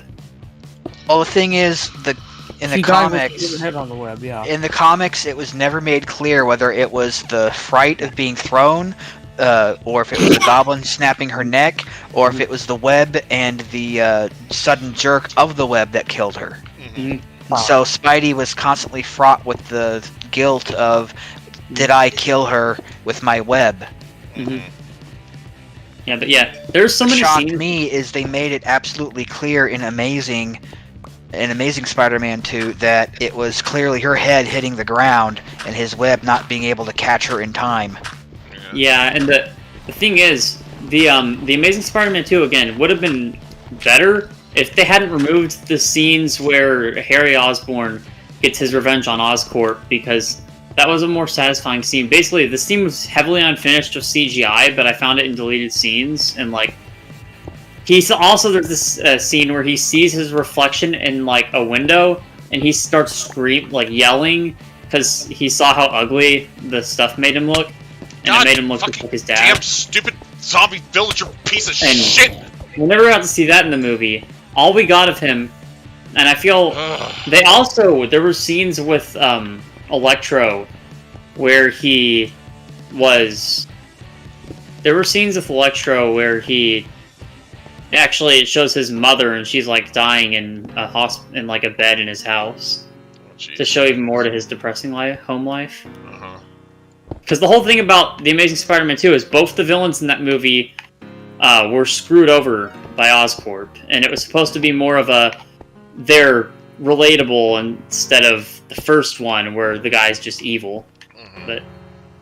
But they decided to give us a whole 20-minute scene of Peter's parents being killed on an airplane, and that took a lot of content out of the movie's runtime that they should have put in instead. Also, Mary Jane was supposed to be in the movie at the end. Jeez. And instead, we just got this horrible. What made me really mad was that there was going to be a Sinister Six movie, but we never got it because of the bombing box office of the second one, which I can't blame them for how it bombed. Reason being is they removed a lot of scenes that would have made the movie better. And another reason is Sony can't put together a decent. They can't produce a decent Spider-Man movie without screwing it up. Yeah, they also fired Andrew Garfield, so supposedly. Yep. Well, however, Sony did redeem Venom, because Spider-Man 3's Venom was awful, but the new Venom was actually good enough to get a sequel, and I really liked that movie. In fact, it's my favorite Sony Marvel movie that they've ever made. Honestly, it was really interesting to see them do Venom without having Spider-Man involved. Mm-hmm. Because it's so intrinsic to that character most of the time in most continuities. So, and they've made it work. Yeah, and we're really finally have. getting a Sinister Six movie. Just hopefully in this Sinister Six movie, I know we're getting the Green Goblin from Sam Raimi, but I really do hope. I don't know what Sinister Six is. The Sinister By the way. Six is a group of villains in the Spider-Man franchise, and the members vary by continuity, but basically, it's usually a group of villains that come together either on their own or at the direction of the Kingpin. And it's 6 supervillains that are there to menace Spider-Man, basically. Oh, You know, okay. Yeah, and I really hope. Yeah, I really hope. I know we're getting for the Green Goblin from the trailer. We're getting Raimi's Goblin, which is all right, but I really wish that we could get the Amazing Spider-Man Goblin, and here's why. He fits the role better, at least with his craziness. He makes him sound more like insane, and instead of the Power Rangers suit guy we got from the first movie. Power Ranger suit guy. Yeah, like the Green Goblin in that movie didn't even sound like Goblin in the comics, because the whole thing about Green Goblin is his insanity, which they kind of tried to capture, but I think they did a better job at capturing it in Amazing Spider-Man 2. The problem is, he barely got any screen time, so... Yeah, that's always the problem when you split your focus between multiple villains, is you end up with one or more villains that don't get the screen time they deserve, which is why Spider-Man 3 was such a clusterfuck, because you had Venom, you had Sandman, you had the new Goblin, like... You got all this other shit going on at the same time, and it's like, and so nobody got the screen time they deserved, Not to mention they had all the separate plot lines that they were trying to hammer in. Well, that's what I'm talking about. You had so many different mess. You had so many different subplots going on at the same time that none of them got resolved the way they should have. Yeah. The thing is, Amazing Spider-Man 2, all the scenes of Electro were good, but when they decided to just throw the Goblin in at the end, they screwed it over, because even though they did get a good actor for, not really Harry Osborn, but for the Goblin, I mean, I liked him personally. He didn't fit Harry Osborn's character, but I liked him. I think he looked cool, but someone organized the dog. He said the dog church. What, do they have a union now? No. Yeah, back to the thing is, I gotta go see. They shouldn't have just shoehorned him into the end, because that's the other problem with Spider-Man 3. Spider-Man 3 should have just focused on the Sandman and the black suit. Then Spider-Man 4 would have focused on Venom. Right. Yep. I really feel like they honestly should have, if they were going to do Venom in a Spider-Man movie, they should have, started it in the second one. They should have had because the way they did it in the animated series in the 90s was really good. Because basically, it started out with just Spider-Man wearing the black suit. Yeah. And, basically, he had gotten his ass kicked by Rhino, because Rhino is so much stronger than he is. And then he put the black suit on, and then proceeded to kick Rhino's ass. And almost killed him. Yeah. And, he almost killed him. And then... Fucker! I'll chase you to the ends of the earth! Right. But he beat the shit out of him and almost killed him. And then after that... It was like, because it really underscores how much more powerful he got, and without that, it's kind of on the lamer side, on Spider-Man 3, the only things they showed us from the black suit was he was like, this power feels good, and all we got to see was we saw him more angry and beat the crap out of Sandman, which was pretty cool. But I think a better showcasing of his strength would have been in Spider-Man 2 in that train scene. Yeah. Because already there, he was able to stop that whole train of his regular powers. Right. So with the black suit, he could have easily stopped it. Right. Or they could have done something like that, where it just monumentally shows his increased power. Right, because that's the thing is, the suit makes him stronger and everything, and then, with the third movie, they could have started going into his mood swings and aggressiveness and stuff like that, and then they could have done a proper Venom, but instead they were like, oh no, we gotta do Venom immediately, let's do this, and it's like... Yeah, that's the problem with Amazing Spider-Man 2. This is how I think it should have happened. I think it should have happened like this. Amazing Spider-Man 3 would have been the Green Goblin film, whereas Amazing Spider-Man 2 would have been the Electro film. Yeah.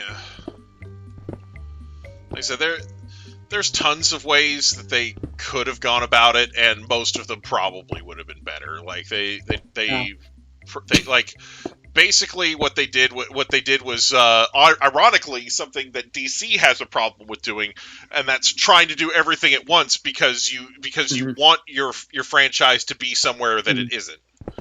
You know, like DC tried to cobble together a Justice League movie super fast because they didn't want to put in all the preparation and effort doing it right, and it made a bad movie.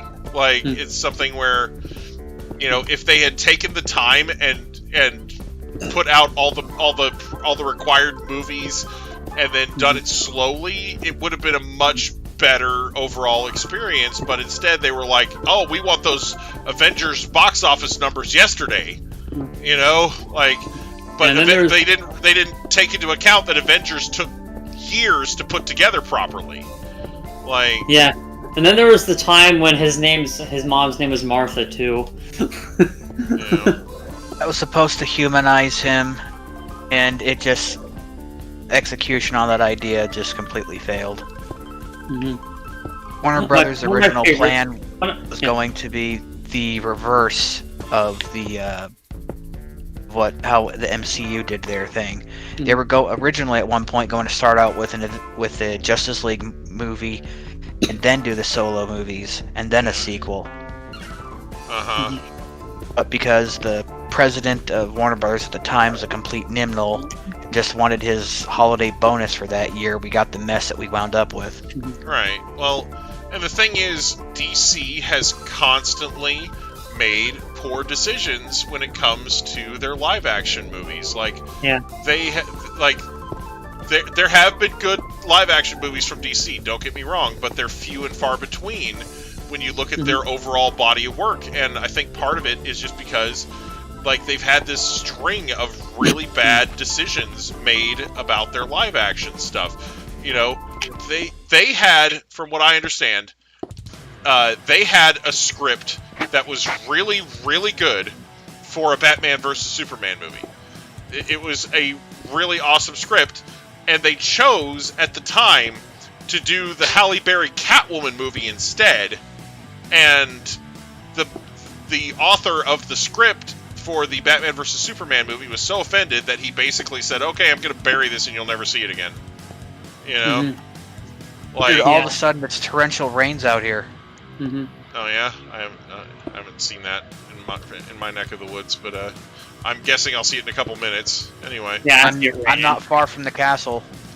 It's raining hard here, but yeah, the Nicolas Cage Superman. Hey, that one would have been interesting. Superman. Oh, yep, there we go. There's actually a documentary about that canceled Nicolas Cage Superman. It's called something about the death of Superman Lives. And it's like one of the most well documented canceled movies in history. And I don't want to spoil anything, but it's really interesting. The story the movie was going to take was going to be really wild. And it would have been one of Tim Burton's most interesting, wacky, and wild movies ever. Right. But Batman, basically it was Batman and Robin that did so bloody poorly that it basically killed comic book movies for several years. For DC anyway. But I remember wasn't that the one that had the penguin in it? Like the really bad penguin? No, the movie in question was the one where it had like Batgirl, and it was that chick from Clueless, Alicia Silverstone, and then they had Robin, and they had what was it, Mr. Freeze and Poison Ivy, and Mr. Bane. Freeze was Arnold Schwarzenegger. Oh no, it was Bane. That's right. Yeah, or anyway, or no, it was all three of them, right? It was Mr. Freeze, Poison Ivy, and Bane. And Bane was basically, like, he got so little screen time and attention paid to him in that movie that he might as well have not been there. Like, he destroys the bat signal at one point and doesn't really do anything else noteworthy throughout the rest of the movie. You know, because they basically just treated him like he was Poison Ivy's lackey, you know? Because she's honey, I'm a lover I'm a lover, not a fighter. That's why every Poison Ivy action figure comes complete with him. Yeah. You just adapted to the darkness. I was born in it, molded by it. Yeah, none of that. Like, Bane barely gets any lines in that movie. He just does a lot of grunting and, like... Anyway. Okay, all of a sudden there's monsters and nighttime and everything out here. Isn't that something that you disabled, Hunger? Originally. But yeah, like, there's a weather dominator that somebody may have decided to play with. Probably Solus, because it wasn't me. I also got attacked by some shaman who poisoned me, and I died. I don't know if it was a shaman or what it's called. But... Caps Lock says, that was a lie. I have a Poison Ivy figure. Of course he did. Man. For fuck's sake. Yeah, what did I at the very least, Schumacher apologized publicly, repeatedly, before he died. It's funny, George Clooney has been quoted as saying that when people come up on the street and ask him for a refund for seeing that movie, he gives it to them. Wow, what a sport. Right? Because Clooney was Batman in that movie, and oh god. Like, even Clooney knew that he was a bad fit for Batman. Anyway. Yeah, that movie was so bad, it's the only movie I've ever gone back to watch just to see if it would still give me nightmares, and it still gave me nightmares. Oh, jeez.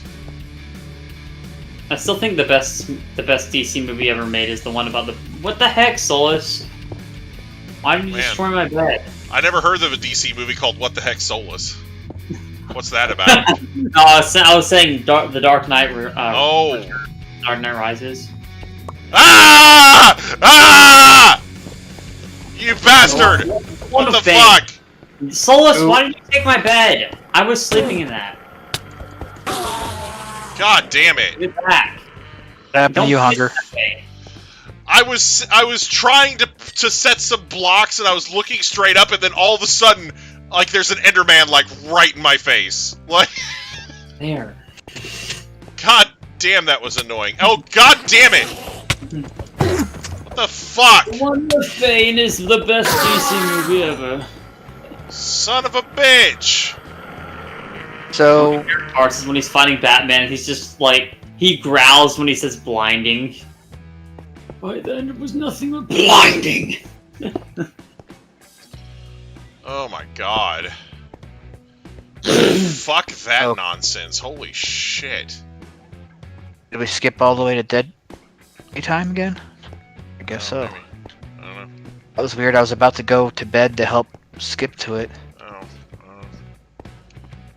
Did somebody get in the Weather Dominator and fix this shit?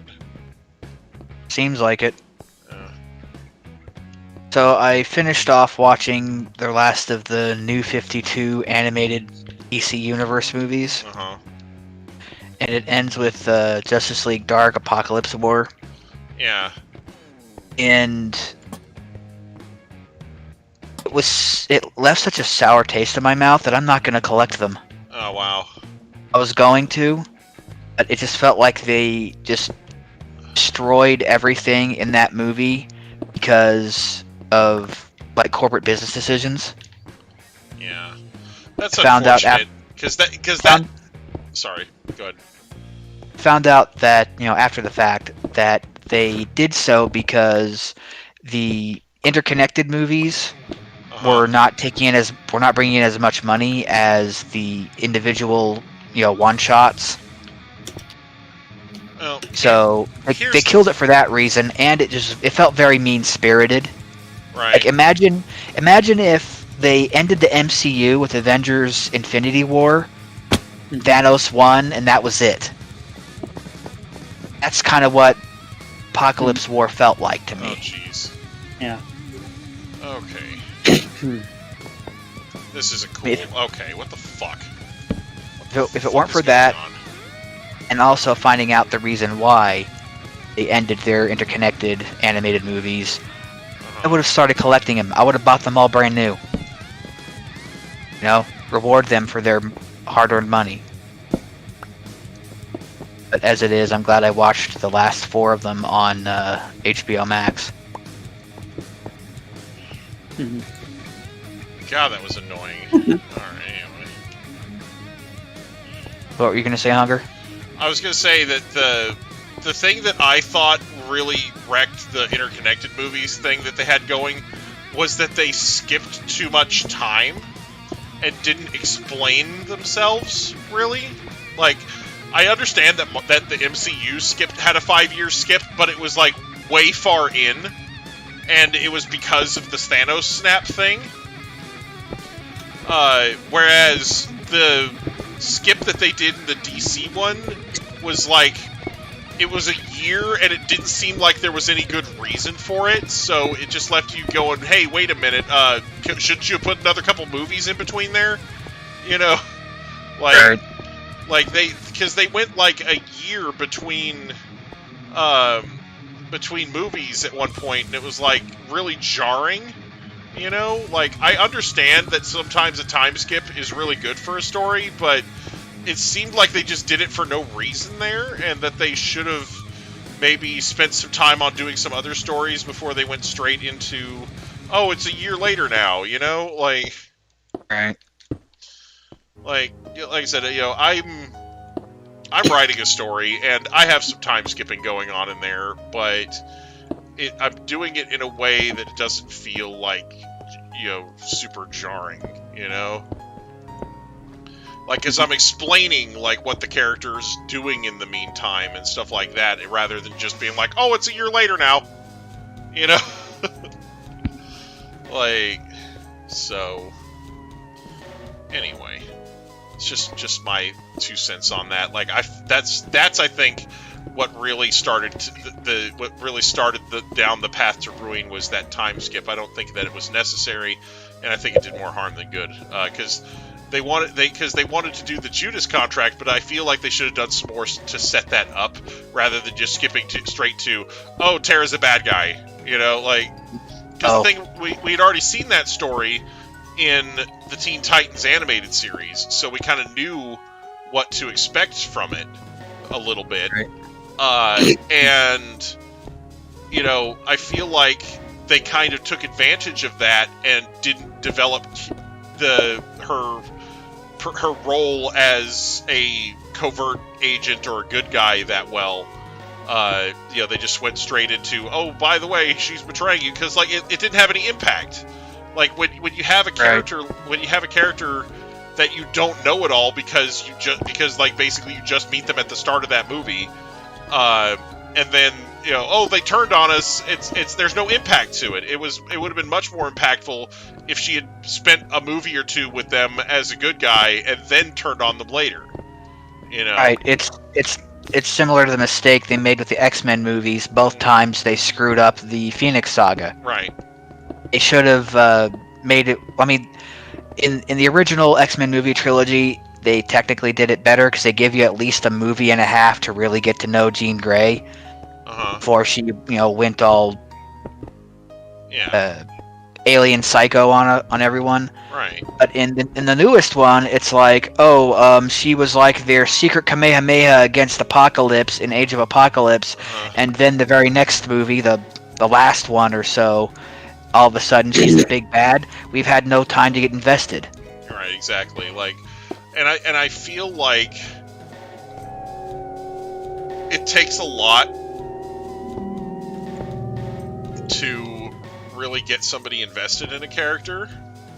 I feel like it is something that you can do quickly, but I feel like, you know, it's difficult to, like, get somebody, like, you know, I feel like it's not always a great move to just cut straight to the sappy part, you know, like I said, you know, in the story I'm writing, there's, like, a major death in, like, the first chapter, but it's something where it's not the character's death that the reader is supposed to necessarily feel sorry for. It's the person that she's leaving behind, you know, like, so it's not It's just something where, it's really used to draw out sympathy for the person that's being left behind, rather than to get people all sad about the person who's dying.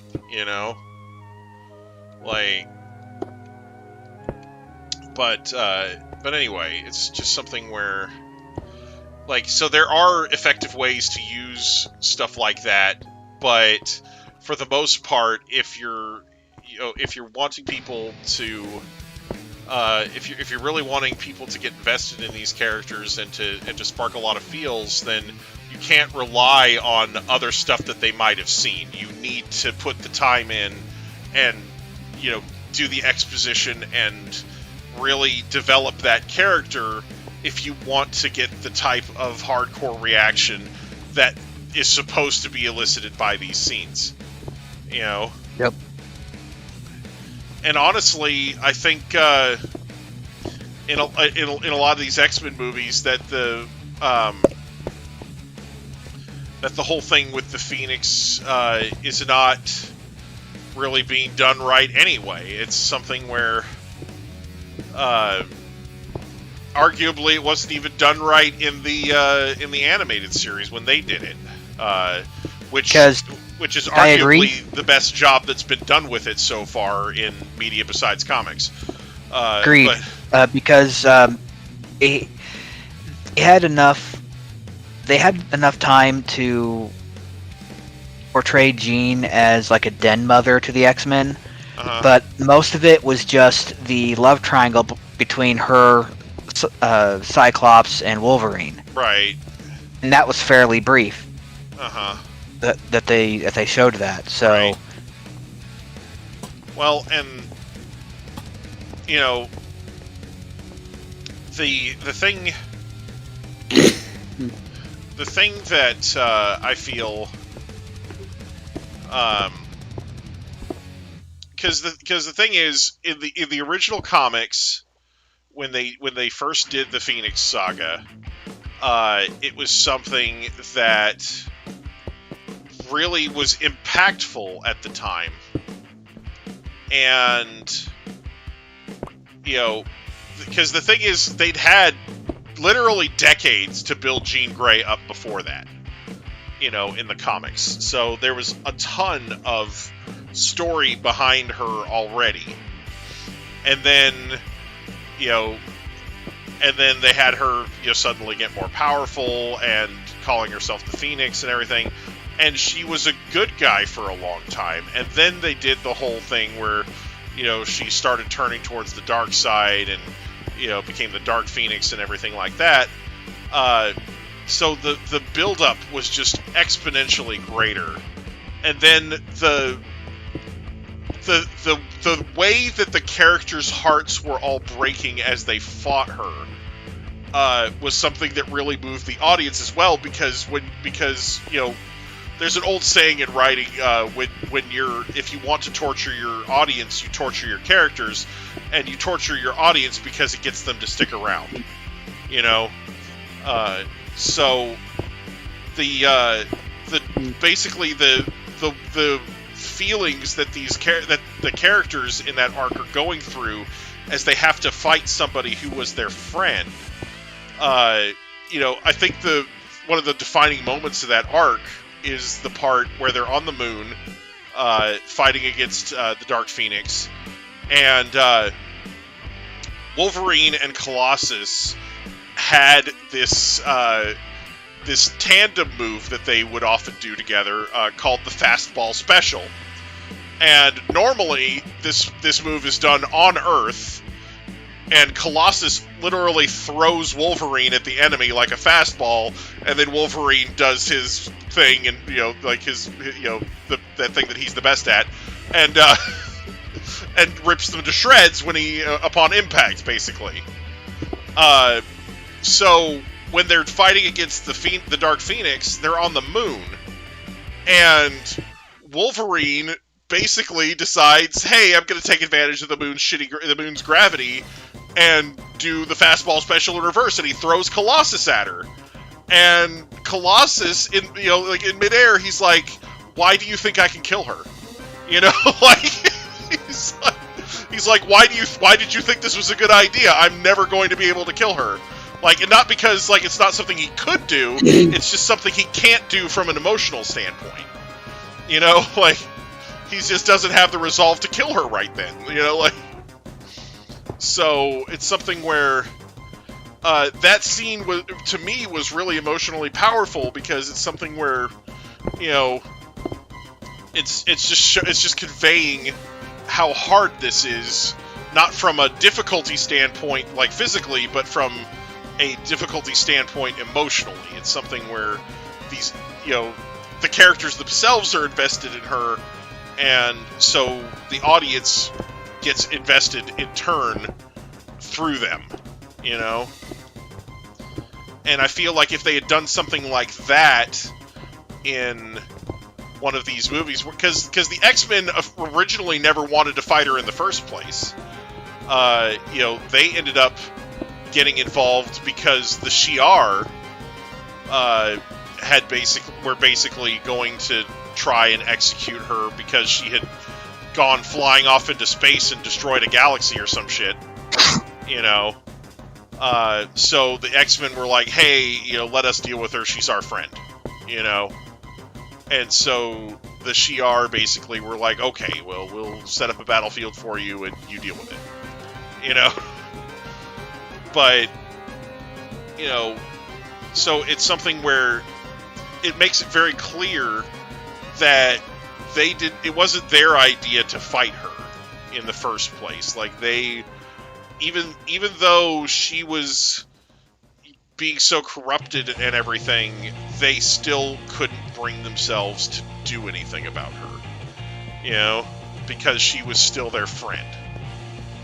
And I feel like that's what's always missing whenever they do these adaptations. Like, you know, like I said, it was better in the animated series than it was in the movies, but it was still missing a lot of that drama because in the animated series, it was like really, you know, because it's an animated series and it's on regular television, it's, you know, very, oh, don't worry, nobody's gonna die, it's a cartoon, you know, like, you know, so it had that whole vibe going on, and it just deflated a lot of the tension in the situation, but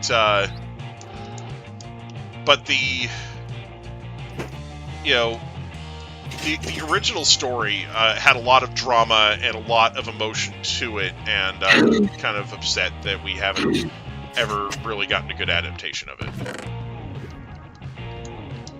Yeah. Anyway. Sorry, I didn't mean to drone on about that, but I agree entirely. Yeah, it's just to me, I think that's I think the story itself, the original, is an extremely powerful one, and it kind of it does kind of make me upset a little bit that nobody's been able to get this right, you know. Like, if they would just take and that's really the problem with a lot of these directors, is a lot of these directors just want to jump straight to the good part. They want to jump straight to the action scene that's got everybody eating popcorn. But you have to have all of the touchy-feely moments, all the moments sitting at home just talking about nothing. Those are what people attach to the characters, you know. But like I said, these directors don't seem to have that. Hey, what's up, Detainings? Like Genndy Tartakovsky, you know, he made Samurai Jack because he's like, oh, I wanted to make something that was literally all action. And you know, and if the action scenes in Samurai Jack are not terrible, they're not bad, but I don't think Samurai Jack is fun to watch. I don't. It's just something where, like, as a series, the plot is drastically lacking because it's so action focused. You know, there's hardly any you know, just chill time where you get to know the character. It's always just, you know, straight from one fight into the next, and the only thing I know about that show is extra thick, and that's it.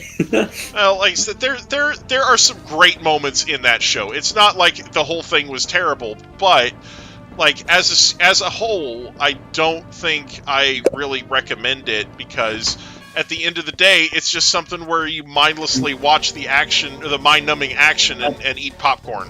It's one of the main reasons I only watch anime, really, is because all these animated Western shows, besides like Avatar: The Last Airbender, don't really have a story to them, like an ongoing story.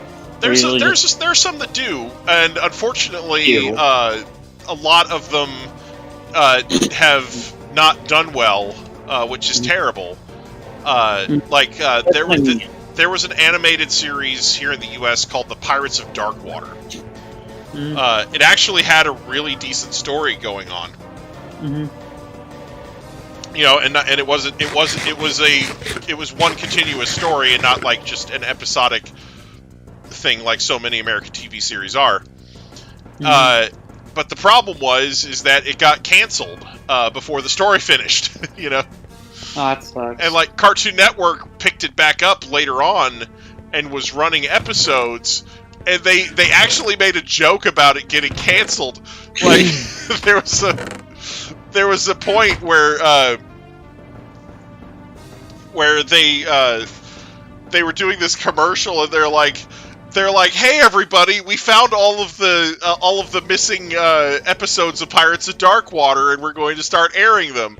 And then it like starts airing this thing, and it's a cat licking up milk, and it's like, and there's this voice narrating it. It's like, and lapping and lapping and lapping and lapping, and it's like this slow motion film of this cat licking up milk, and they're like, "Oh no, somebody recorded over the lost episodes of the Pirates of Darkwater."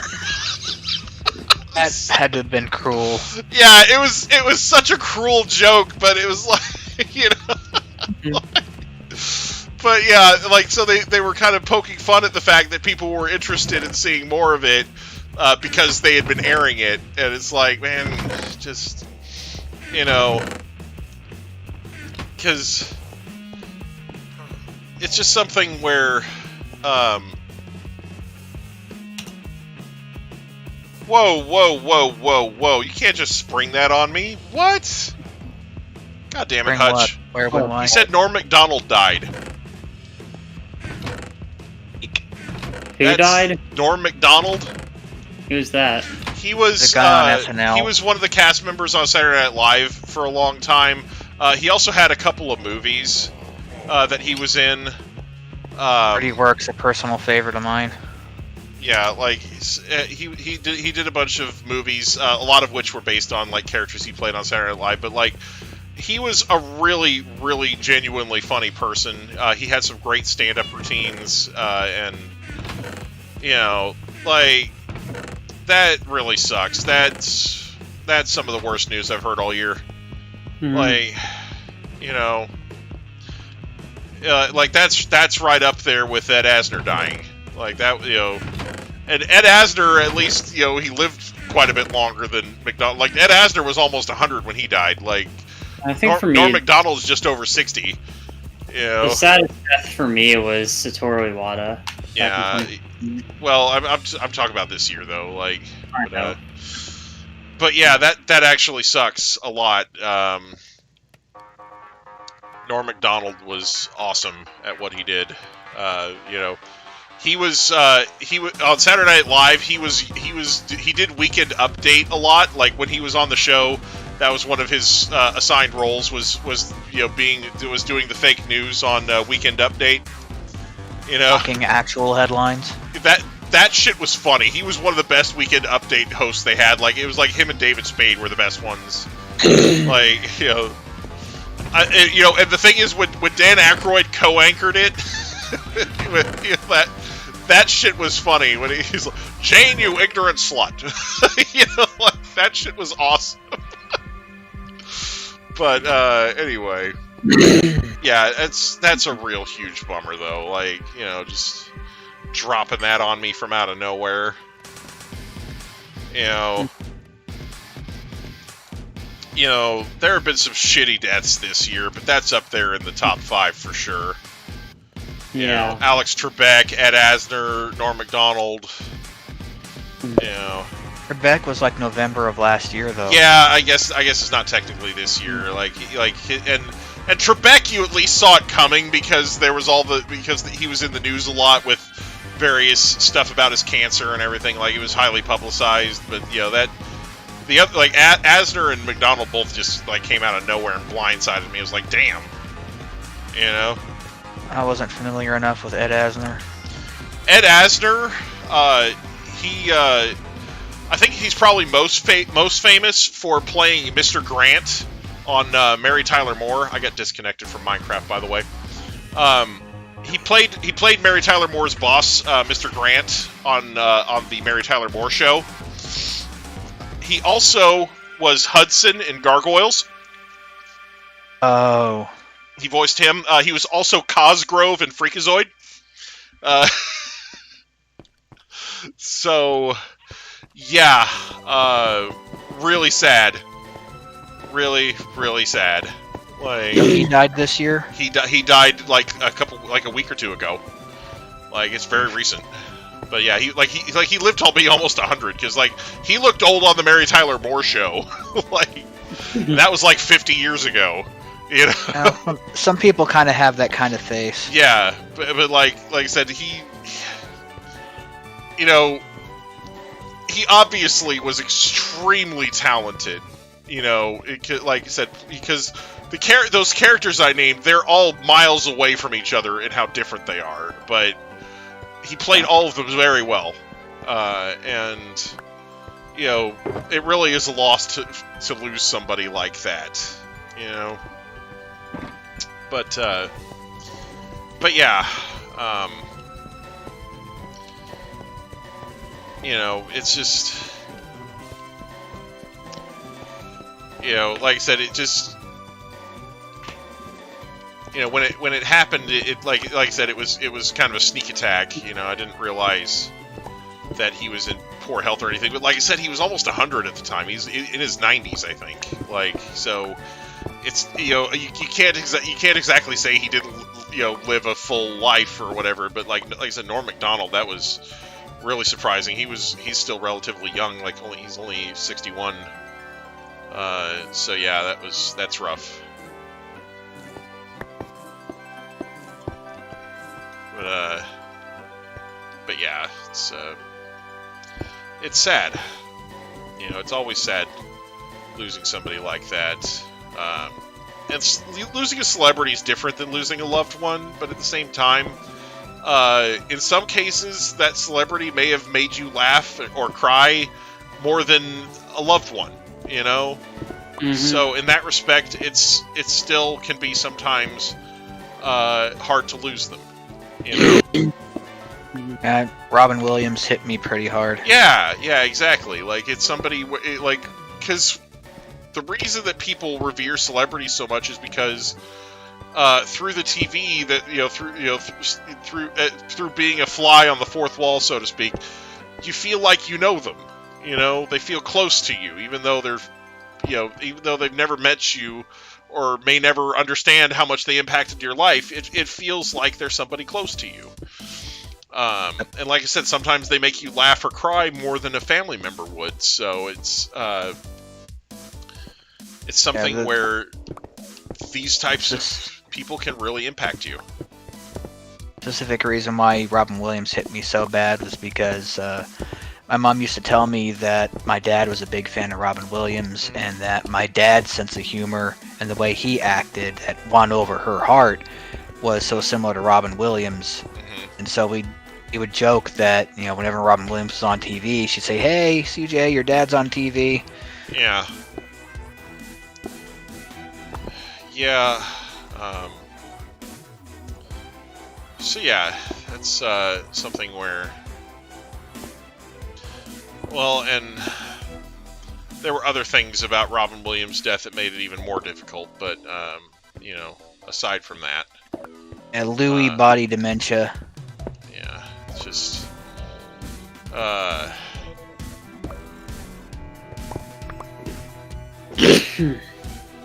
you know, like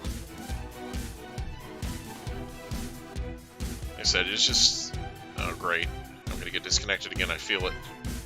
feel the disconnection coming. Oh. Did I not get disconnected? Wait.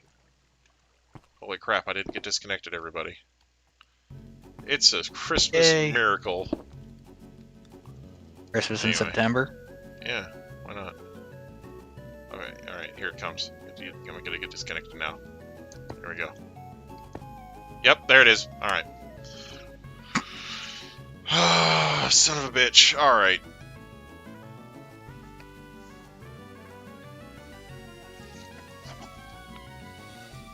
When I finish this section of wall, I may just call it a night. I'm sick of getting DC'd. It just started happening more frequently recently, so. Anyway. Plus I want to get back to reading that book. Yeah.